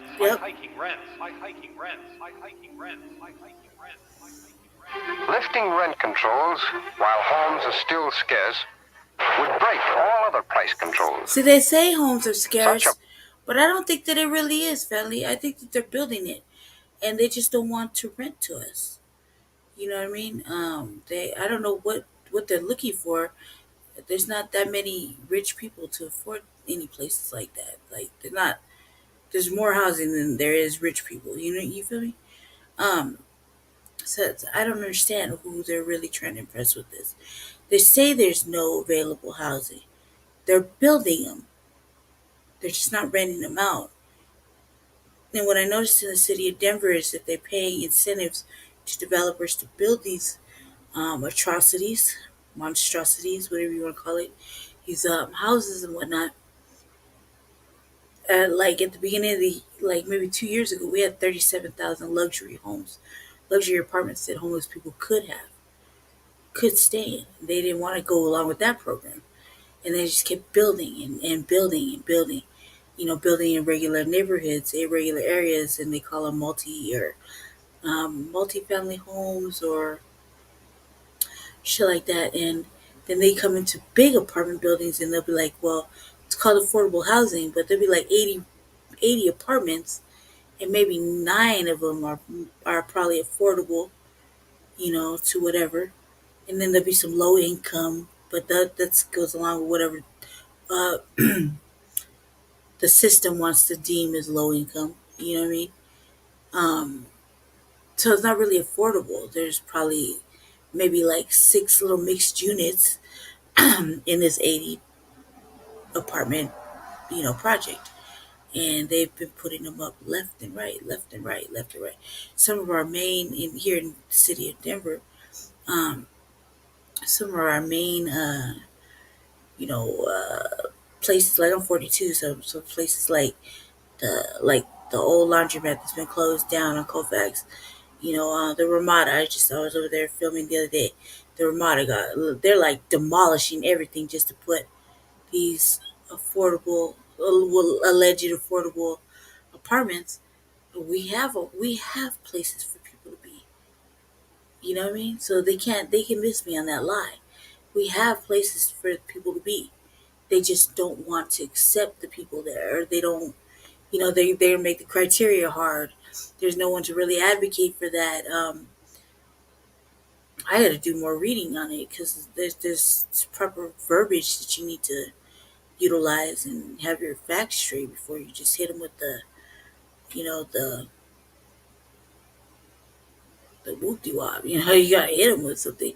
I gotta get my stuff together because there's a lot of things I would have audited and changed, like especially with the city council that approves most of this stuff. Um, they get it's like for example, even with the homeless people, service providers, they come in and they ask for more money, or they an amended something or other, and they ask for more time or whatever in the last couple months, right? And you'll have these leaders or the owners or the people who run it act like they're success stories. And yeah, it sounds great from them, I guess. But it's a goddamn lie. Where are the regular people that live there so they can say it was a success? Like, if you ask me and Jesse been in two separate programs, and we were in one at one point, and both seen the failure in both of them. And so if I'm a person who lived in both projects, so I could say, yeah, it was an utter motherfucking failure. I can give you 10 reasons why. You know, uh, Even though the one that Jesse stays in currently, failure. I could give you 10 reasons why just this month. You know what I mean? Not to mention he's been there over a year. I was there. I was at the predicament for about 9 months and no advancement. This program I'm in right now, at least a year because my lease is up. So I can very much say why it was a failure, even if I just had to go with 1 month. This last one, 10 reasons why it was a failure on either program. Just in the last 2 months, I can tell you 20 reasons why the city of Denver is still failing when it comes to unhoused individuals and the shelters and whatever they continue to keep giving money to the same, not the same programs, but 4 or 5 programs with the same common denominator, and how that's a failure. And where are certain individuals? They just up and bounce. Like, you have so many questions, not enough answers, but yet the math don't make no sense at all. None whatsoever. A break of the line would be followed by skyrocketing prices and the kind of headache we had after World War I, which started when rents jumped 50% after Armistice Day. Going back to the 2008 financial crisis, and then looking now at what the trend has become, the economic vulnerability really began to pile up for the middle and lower classes. By that point, it wasn't even clear how much of a middle class even survived. Coming out of the end of manufacturing, the end of the Industrial Revolution for the first world, transitioning fully into this information society and post-industrial sustainable society, all buzz terms. Now, certainly, the only things thriving are a swelling bottom of poor and struggling, a subset of the truly desperate, setting into concrete of hopelessness and despondency. That and an insular class of rich, well-to-do, a class within a class of those hoarding wealth, starving to spend over disposable income, bleeding effortless profits, gorging on second and third and fourth homes, mansions, and those inner city apartments towering over all those staggering and crumbling below. Those who profit off of financial services and surcharges and rate gouging, usury, combined with algorithms and data trolling, and those generally pirating off of the haunting, lingering specter that once was the American dream. Back then, as the housing market burst and taxpayers funded huge bailout efforts to prop it all back up again and carefully glue back together the pieces, the real estate giants and the most sporting of the Wall Street poachers began an organized effort at buying up single-family homes, often leaving them empty until someday they were rented back again at great profit. Profit that didn't require trades and equity that would come with homeowners buying in from the ground up. There's people burning trash in a barrel in this alley. As the crisis and news of its People always act mismanagement like they faded never, over the years, like that is just rather a than building possible thing back for them to personal see. wealth and attempting to sustain a stake in the economy, a growing number of Americans went on autopilot, keeping the facade going, but having many panics every 5 minutes as sensational news, emotionally driven mini moments scrolled through at an ever-flowing rate on their screen. They paid on credit and pretended it was all going to keep going. All of this, we understand, was continually fermented. They were moralizing on cable news outlets and left or right-leaning websites as new measures of control over censorship and of separation and reconjunction were repeatedly churned, oscillated, amplifying extremes, exaggerating differences, and distracting like a big, ugly plague from the real, slow death steadily rolling in. Then everyone turned their eyes to the main stage. The spotlight drew everyone's focus. The other circus rings were dimmed for restaging. The ringleaders had us cowered in fear, covering our faces, rolling up our sleeves. The public, generally frenzied, panicked, reaching new levels of previously unknown dis-ease with their surroundings. Jobs died, money shrinked. The most desperate gave away their facade with a twitch in their eye, increasingly involuntary. And we turned around. 2021, 2022, home values soared out of reach. Money's values shrank as inflation reared above surface again. The entire economy was kept on the metabolism of the printing of the Federal Reserve and the central banks around the world. Jobs for some evaporated. Others quit over their conditions, lured by dangling benefits and a means to survive. Meanwhile, many more than we'd like to admit trickled into the streets, flooded into the most base and hopeless circumstances, and no longer marked just by ne'er-do-wells, addicts, and bums. Now, with an uncomfortable trickle of professionals, the employed, who still can't maintain. And again, we see the hidden hand of firms that have bought out homes, skewed prices, throttled personal investments, shut out lower classes, choked out middle classers, and held back progress with a cutthroat game of musical chairs. How can you live? How can you be stable in a game of musical chairs? No permanence. Can't trust the chair beneath you. Scrambling to get your spot, scrambling to outpace your neighbor and take the shrinking gains as fast as you can, at any price, until you can't pay the price anymore. They just kept buying and buying until you couldn't pay the price anymore. You're out this round. Better luck next time. So it feels like the whole bootstraps idea is becoming pretty silly of a thing to say to certain people when you're in a situation where you could be doing everything right, paying all your rent on time, going to work every day, and then all of a sudden they're just like, get out. Just get out. Just get out of your house. And it's like, what are you supposed to do when there's not enough housing to meet the demands of people and there's not enough affordable housing at all? It's literally a crisis. And there is an article actually in Forbes that talks about this, where they say that the National Low-Income Housing Coalition estimates a shortfall of rental units for affordable or very low-income households. These are people that make minimum wage. 6.8 million units. So they're only building 110,000 affordable housing units a year.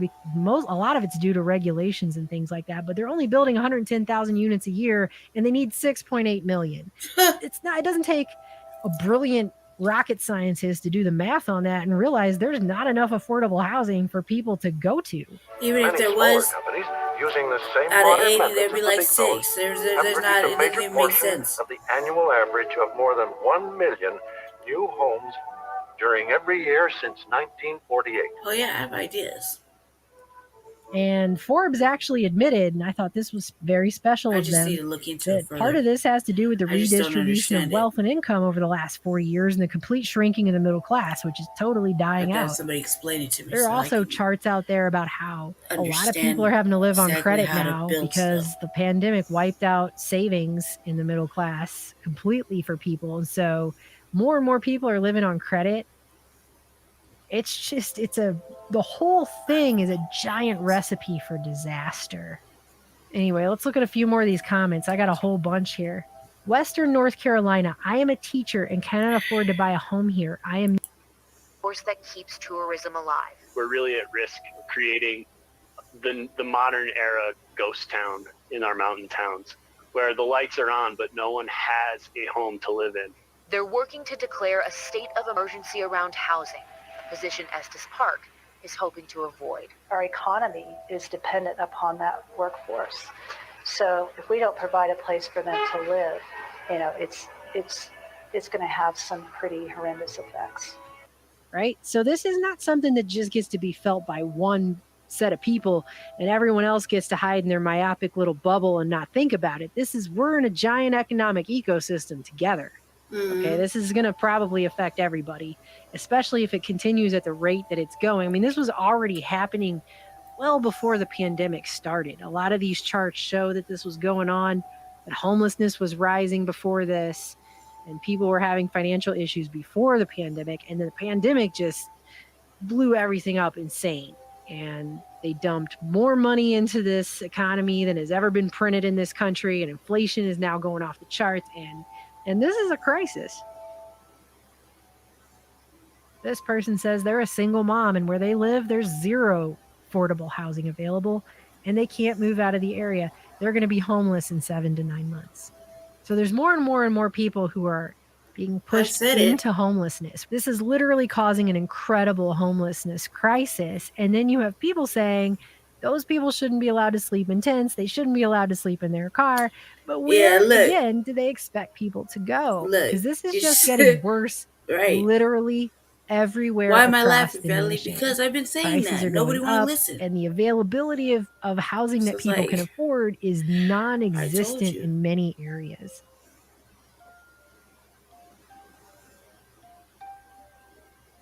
And this whole situation is unfolding as I'm editing this video, as I'm trying to put this together. Stories are coming out just left and right everywhere. This one just came out. An Austin landlord who is a person, not a corporate entity, who's fighting property assessment hikes because he doesn't want to have to raise the rent. He has 6 fourplexes in Austin and stuff going on with that just everywhere right now. It's crazy. And right as all of this is going on, the homeless director of the LA Homeless Services just resigned. And she put up a whole article talking about what she thinks the reasons are for this. And she straight says in here that the crisis that they're experiencing is designed. We have designed the crisis we're experiencing. And she talks about all this bureaucratic red tape and all these issues and how even the people who were working for homeless services were making very low wages to the point where they were needing help from some of the providers that were helping the homeless people. So it's just, I mean, this is the level, okay, that we're at. And I'm not from LA. I obviously don't know all the politics at play going on there, but it's kind of hard to argue with stats like this, where you have Los Angeles County Sheriff at a public forum last weekend claiming that Los Angeles County has spent a conservative estimate of $6.5 billion addressing the homelessness issue over the past 10 years. Only to see the number of homeless people living in Los Angeles County increase from 39,000 people to more than 83,000 people. So what are in you that doing time wrong? frame. $6.5 billion. And they New York failed. lawmakers are urging the chief judge to avert eviction because a homelessness crisis is coming with what's about to happen with everybody. Hundreds of thousands of evictions right now in New York. And that's just New York. You could probably go to everywhere and find this. And again, this isn't just happening in the big cities where, by the way, most of the jobs actually are. That Canada. So this is not just America. This is what looks like a controlled demolition globally. We moved in here in 2010, 8 days before we had a baby, and we've been here ever since. So 11 years last September. I mean, 11 years is their lifetime, and for us it has been too. So we've planted deep, deep roots here in this specific neighborhood. Melanie's family has rented this house for so long. It was a shock when her landlord called to say the family of 5 had to leave. He said, well, I need to move in and renovate it to sell it. So I had 4 months notice to change my life of 11 years. I was devastated. We all cried. Literally, we cried. It is the not having options and not having anything that we've built matter at this stage of the game, because it's too bad for us. We're out. The reality is there aren't enough homes to go around. Not enough new homes are being built, and that's a key factor driving up prices. I But bet what's they're also true building is new that stuff. They Canada just is don't want to let losing nobody live housing there. that once counted as affordable, and it's happening at a startling rate. We found one study that shows Canada lost more than 300,000 affordable units between 2011 and 2016. George Parkin enjoys tending to his garden and hanging with his dog Baxter, but he leaves. These people are, So the same people that were like, My name is Matt Foley, and I am a motivator. Van is where it all started, and we couldn't have done it without this particular van. They decided to move out of their Littleton apartment when they say living in the Denver metro became unaffordable for hourly workers. And I don't know what's going to happen to generations like my son's generation and the children that are, because there's so many homeless. It's almost exactly like Soylent Green, which, by the way, was literally set in 2022. That makes it 279 days and 15 cents. So here we are in 2022, and that's basically what's up for a lot of people. I mean, other than everybody getting green food pellets that's people, what's the difference? Billionaires Row in New York City, Billionaires Row, where they have apartments that people buy them because they have lots of money. They don't even go live there. It's like collecting art, but they collect these giant penthouse apartments that cost like $169 million. They never even freaking live in it. It's a pretty global demographic. So there's a lot of pied-à-terre, so part-time owners. There's a lot of investor owners. You know, we're selling the penthouse right now, 432 Park, for $169 million US. The owner's never been there. And it's an investment. You know, it's an asset. It's like owning, you know, a Picasso. New York City had status symbol projects prior to Billionaires Row, but never like it does now. They're having to put in homeless shelters on the ground floor. 1,000 feet in the air sit penthouses worth tens of millions of dollars. Skyscrapers on Manhattan's Billionaires Row are home to some of the world's wealthiest people. But standing in the shadow, down here on ground level, are some new neighbors on West 58th Street. The building is now operating as a men's homeless shelter.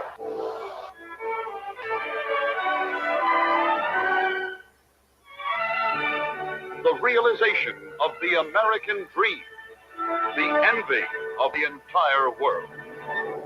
They're projecting that homelessness is probably about to be a pretty big thing in this country. And the more that this continues with the raising of rents and the cost of living and the wages not meeting that demand, and then you have supply chain stuff going on and inflation going on, all this other stuff, something is going to have to change, because this is about to become a massive crisis in a way that it's not going to just correct itself, you know, in a few months. They're projecting that the cost of housing, buying houses, and renting is set to continue to rise this year. It's just going to keep going up. So I don't know what they expect people to do. This society where every aspect of our lives has become commodified, and it's crazy expensive just to exist. In the 21st century right now, as it stands, just to exist in society at all is insane. Just to live. And there's no end to this right now in sight. I mean, you have states that are literally making it illegal to camp and sleep in your car. And I just, again, I don't know what they expect people to do when they price everybody out of basic life. I think it gets to a point for certain people that once they fall behind so far and they lose so much, people just start giving up because it becomes this insurmountable hill they can't climb anymore.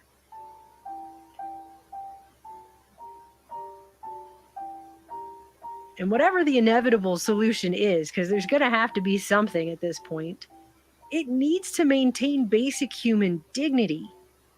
It needs to maintain the rights, the inalienable, inherent rights that humans have been fighting for in the modern era for hundreds of years. Anything else will just be going backwards. Devolving. Devo. I have noticed that anytime I discuss censored, even just in a historical context, even just sharing a picture of a flag from that time period and talking about it in a historical context, my posts get shadow banned on Twitter and Instagram. But one of the things that isn't really discussed a whole lot about the American Revolution is the fact that one of the big issues leading up into that was the wealth gap and the fact that people were having an extremely hard time financially. in the situation as it was, and then they levied more and more and more taxes, and it just went all to hell. I'm saying something in this country right now, at the point we are now at, is going to have to change with all of this. This situation where all of these prices just continue to go up and up and up and price people out of basic necessities like shelter, whole families and everything else, and people living in their car, and hundreds of thousands of people now out on the street. There's projections that it's at least 600,000 homeless people now and growing. Actually, that number comes from 2020, so I have no idea what it is these days. But the number of people who are homeless is just going up and up, and that doesn't count the number of people living out of their cars. We don't even know how many people are living in their cars right now. It's a lot of people. This can't just continue. It's not sustainable. I mean, what happens when large portions of this country get everything they have taken from them and have nothing else to lose? You want to talk about the tiny fragments left of glue that's holding society together at all. This is not going to be something that even the people at the tippy top are going to be able to just avoid dealing with. This is everybody. We're all in this. I mean, this is every city across this country is feeling some portion of this situation. And in some places, it's becoming hellholes out there. I mean, It's true. Very true. Very, very true. And it's getting worse. I mean, we're in Denver, and I don't think that it's gotten any better, like, with anything, like, as far as the homelessness,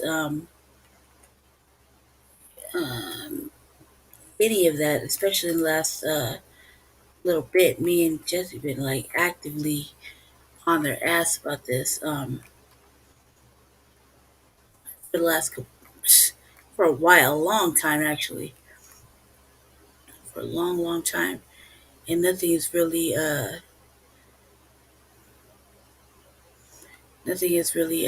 changed there at all, like nothing.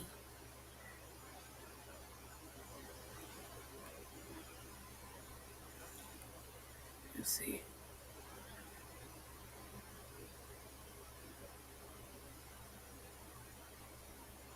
Yeah, let's show you what's going on right now.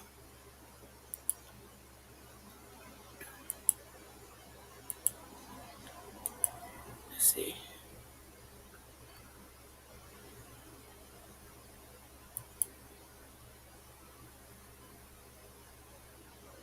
Oops, wrong one.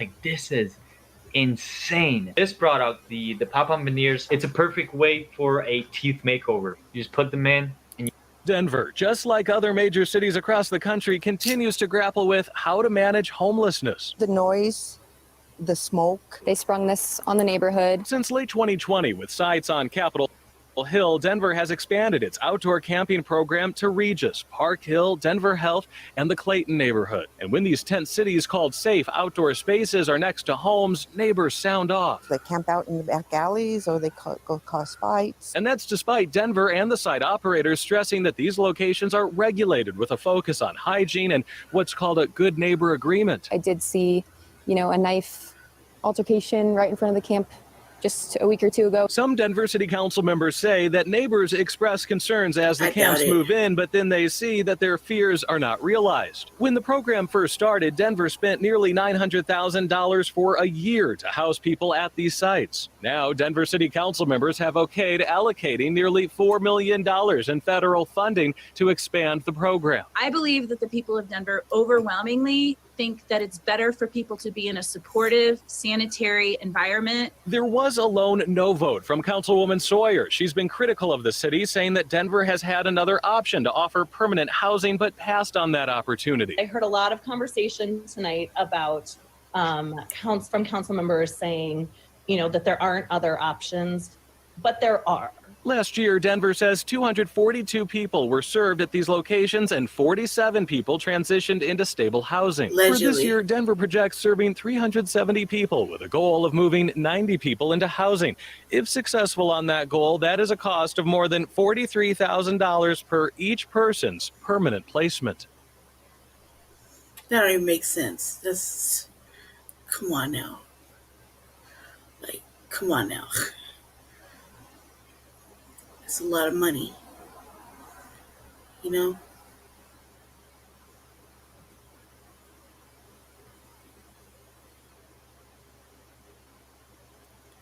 Yeah.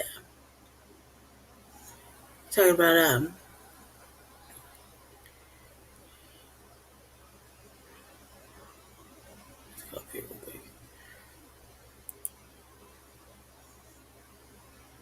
so much money. The number of people experiencing homelessness around the metro area has gone up since the start of the pandemic. 9 News reporter John Glasgow is looking at a new report this morning. And John, the numbers are really concerning. Yeah, the number of people experiencing homelessness has gone up, and they point to the pandemic as a major factor in that. They say a lot of people have lost their jobs, the cost of living has gone up, and the shelters are nearly full. This report was put together by the Denver Homeless Initiative, and they say that they looked at 7 counties in the region here in the Denver metro, comparing numbers from a day in 2020 to a day in 2021. The group found a 40% increase in the people accessing emergency shelters and a 99% increase in newly homeless people staying in a shelter. The report shows the affordability of housing plummeted in the Denver area compared to statewide. The uptick is putting pressure on 24/7 shelters. The Denver Rescue Mission says it added 200 beds to meet the demand during the pandemic. It's about people being unable to afford housing in our region, being unable to sustain housing in our region. And so really what we need to be able to do is create a full response or a continuum of resources, which, as we know, as we look at rental prices and the cost of real estate, we know this is a huge issue and it just keeps rising. So the Denver Rescue Mission says that it has case management workers that try to help find these people employment as well as long-term housing. They say that they believe it's working as well. They have housed more people in the last 6 months than they have year over year. Yeah, right. I hire only the best attorneys. Go find out. I'm gonna go find out. Legal service, but superb customer service. Welcome to Robinson Henry. We'll do our best for you. If you could have your own Walmart store making thousands of dollars a day, and you didn't even have to manage it. The city of Denver says it's found a successful approach to addressing homelessness, which might come as a surprise to anyone who has recently been in Denver. With the claim that this has a 77% success rate, our new Shiroi wants to know more about it and how the city can scale up the approach. It's what's happening inside buildings like this in Denver that the city says is working so well. Addressing homelessness with a housing resource. It's affordable housing with wraparound services that's reaching some of the hardest to reach people. People who had been pretty disconnected. I tell you how much of a failure that is. That were largely having multiple visits in jail, as well as emergency room visits in a year. And so we showed that even for those who had been a little bit more far removed from some of these supports, once they were housed and had support, more than 77% were still successfully housed 3 years later. But how do you reconcile that with what we've been I was on that bill. like the situation at Union Station with drug use, drug-related arrests, and people experiencing homelessness? Civic Center Park temporarily shut down in the fall for public health and environmental risks. We have 190 of these, long-term vouchers that were an emergency intervention for 190 people experiencing homelessness. Well, we have around 5,000 on any given day. But we're pretty far behind the 8 ball because we weren't doing it when we started to see increases in homelessness. The city is working on opening up 1,800 supportive housing units in the next decade. But what about now? Over the course of last year, nearly 12,900 people were living unsheltered. It's like using motels and hotels, which the city is doing right now, but we may need to do that on a longer term basis.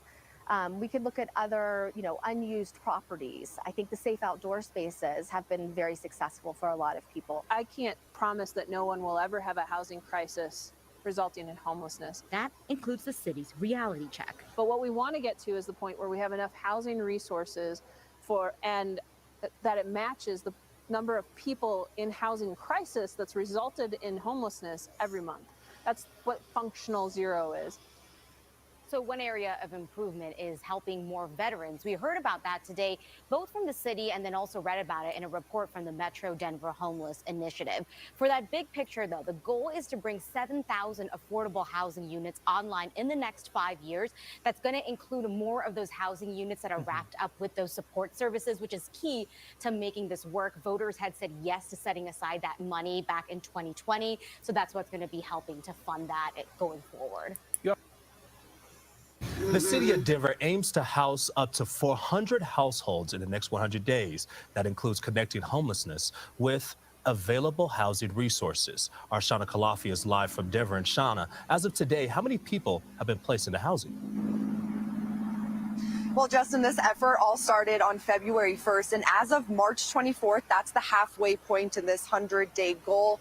They have housed 146 households. So progress is a little bit slower than it should be, but the city says they're still committed to reaching that goal of housing 400 households in just 100 days. They are working to make improvements on the system in order to make that happen. Last time that Denver did this, during the last 100-day housing surge last fall, a total of 340 households were replaced into more permanent housing. That was far above the goal of 200 households then. But this year's effort is 400 households in 100 days. And that means that the city needs to house another 254 households by May 11th. But they say they're committed to making that happen. This housing surge is part of the mayor's economic recovery package. The city is using housing vouchers that were made available through the American Rescue Plan, as well as funding to make this all happen. Again, they say they are committed to reaching that goal of rehousing 400 households in just 100 days. Live in Denver, Shauna Kalafi, covering Colorado First. This company that I wanted to share. Oops.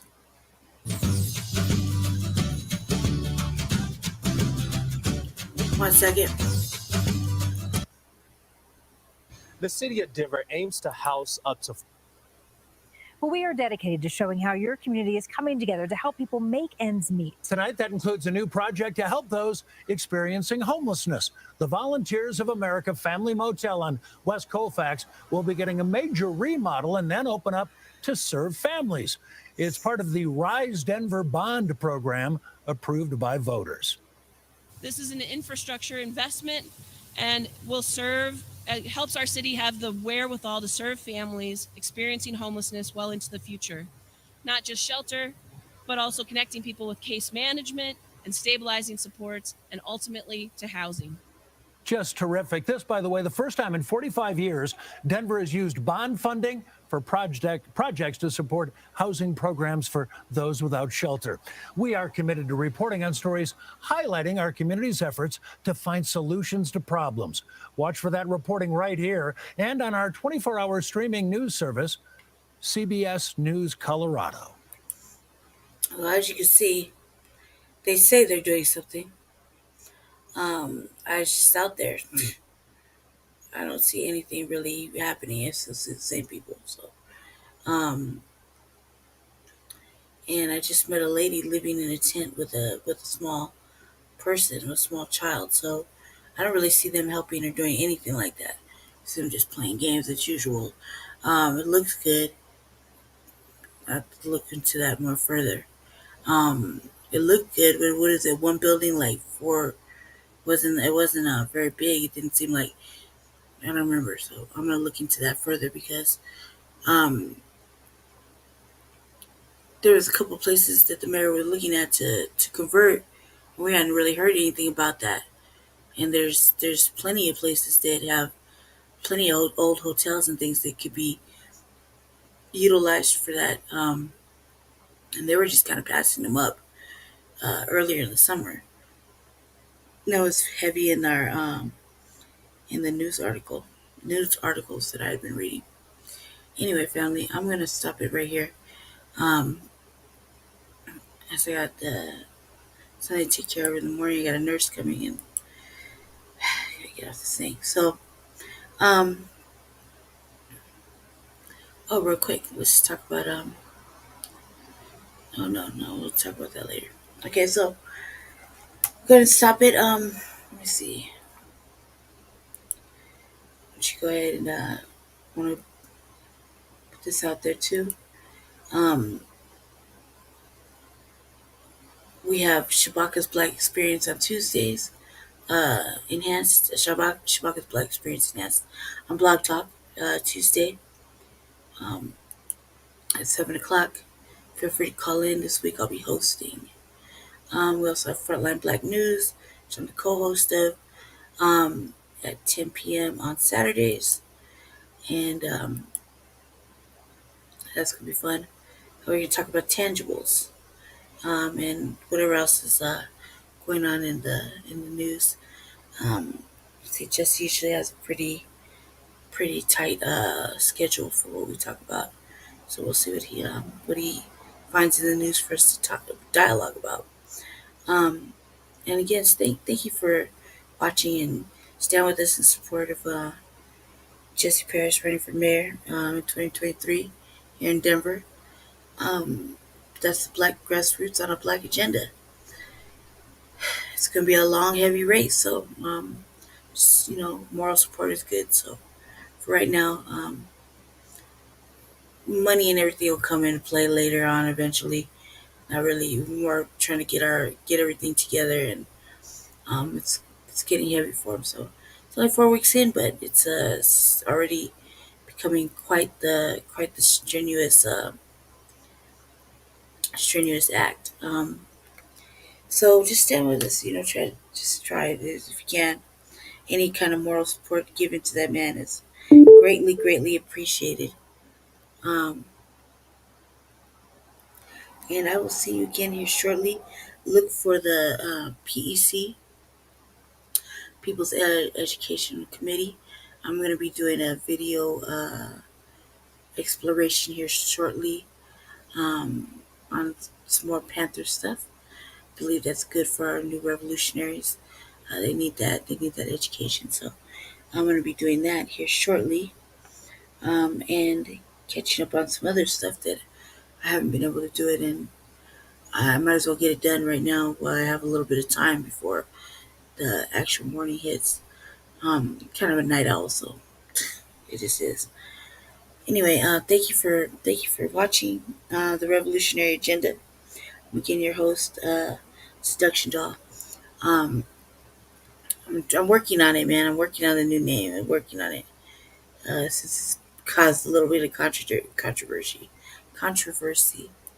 Um, right now, I just no matter what anybody says, I just feel like I shouldn't have to um, change my name. However, it be like that sometimes. So um, they kind of want me to do it. Um, so I don't know. I'm still thinking about it. Yeah. Anyway, so I'm gonna let you guys go, and just look for me here shortly on another revolutionary agenda. This one will be the People's Education Committee, and I gotta get that done. So it's good for everybody. And see you here shortly. Thanks for watching. Thanks for hanging out with me.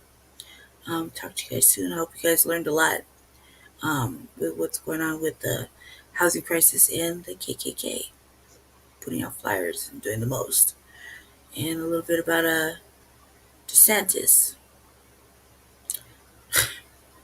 Let's hope there's another option. Not only be sitting it out, be sitting it out. Anyway, don't forget to hold your vote for something tangible to benefit you. We're coming up to the midterms. Just keep in mind, family, they gave you reparations to everybody and their mother, including the Ukraine. So if you're not mad, you better get mad very quickly. And only vote if it actually benefits you and your family. If it doesn't benefit you, hold your vote like you hold your Swilla. or sit it out. You know, it's there's they're starting to try to pass laws where they're gonna punish you for $20. Pay that fucking $20 to sit it out. I mean, what is there to vote for if there's nothing tangible? You know what I mean? Anyway, thank you for watching, and see you here shortly on the next revolutionary agenda.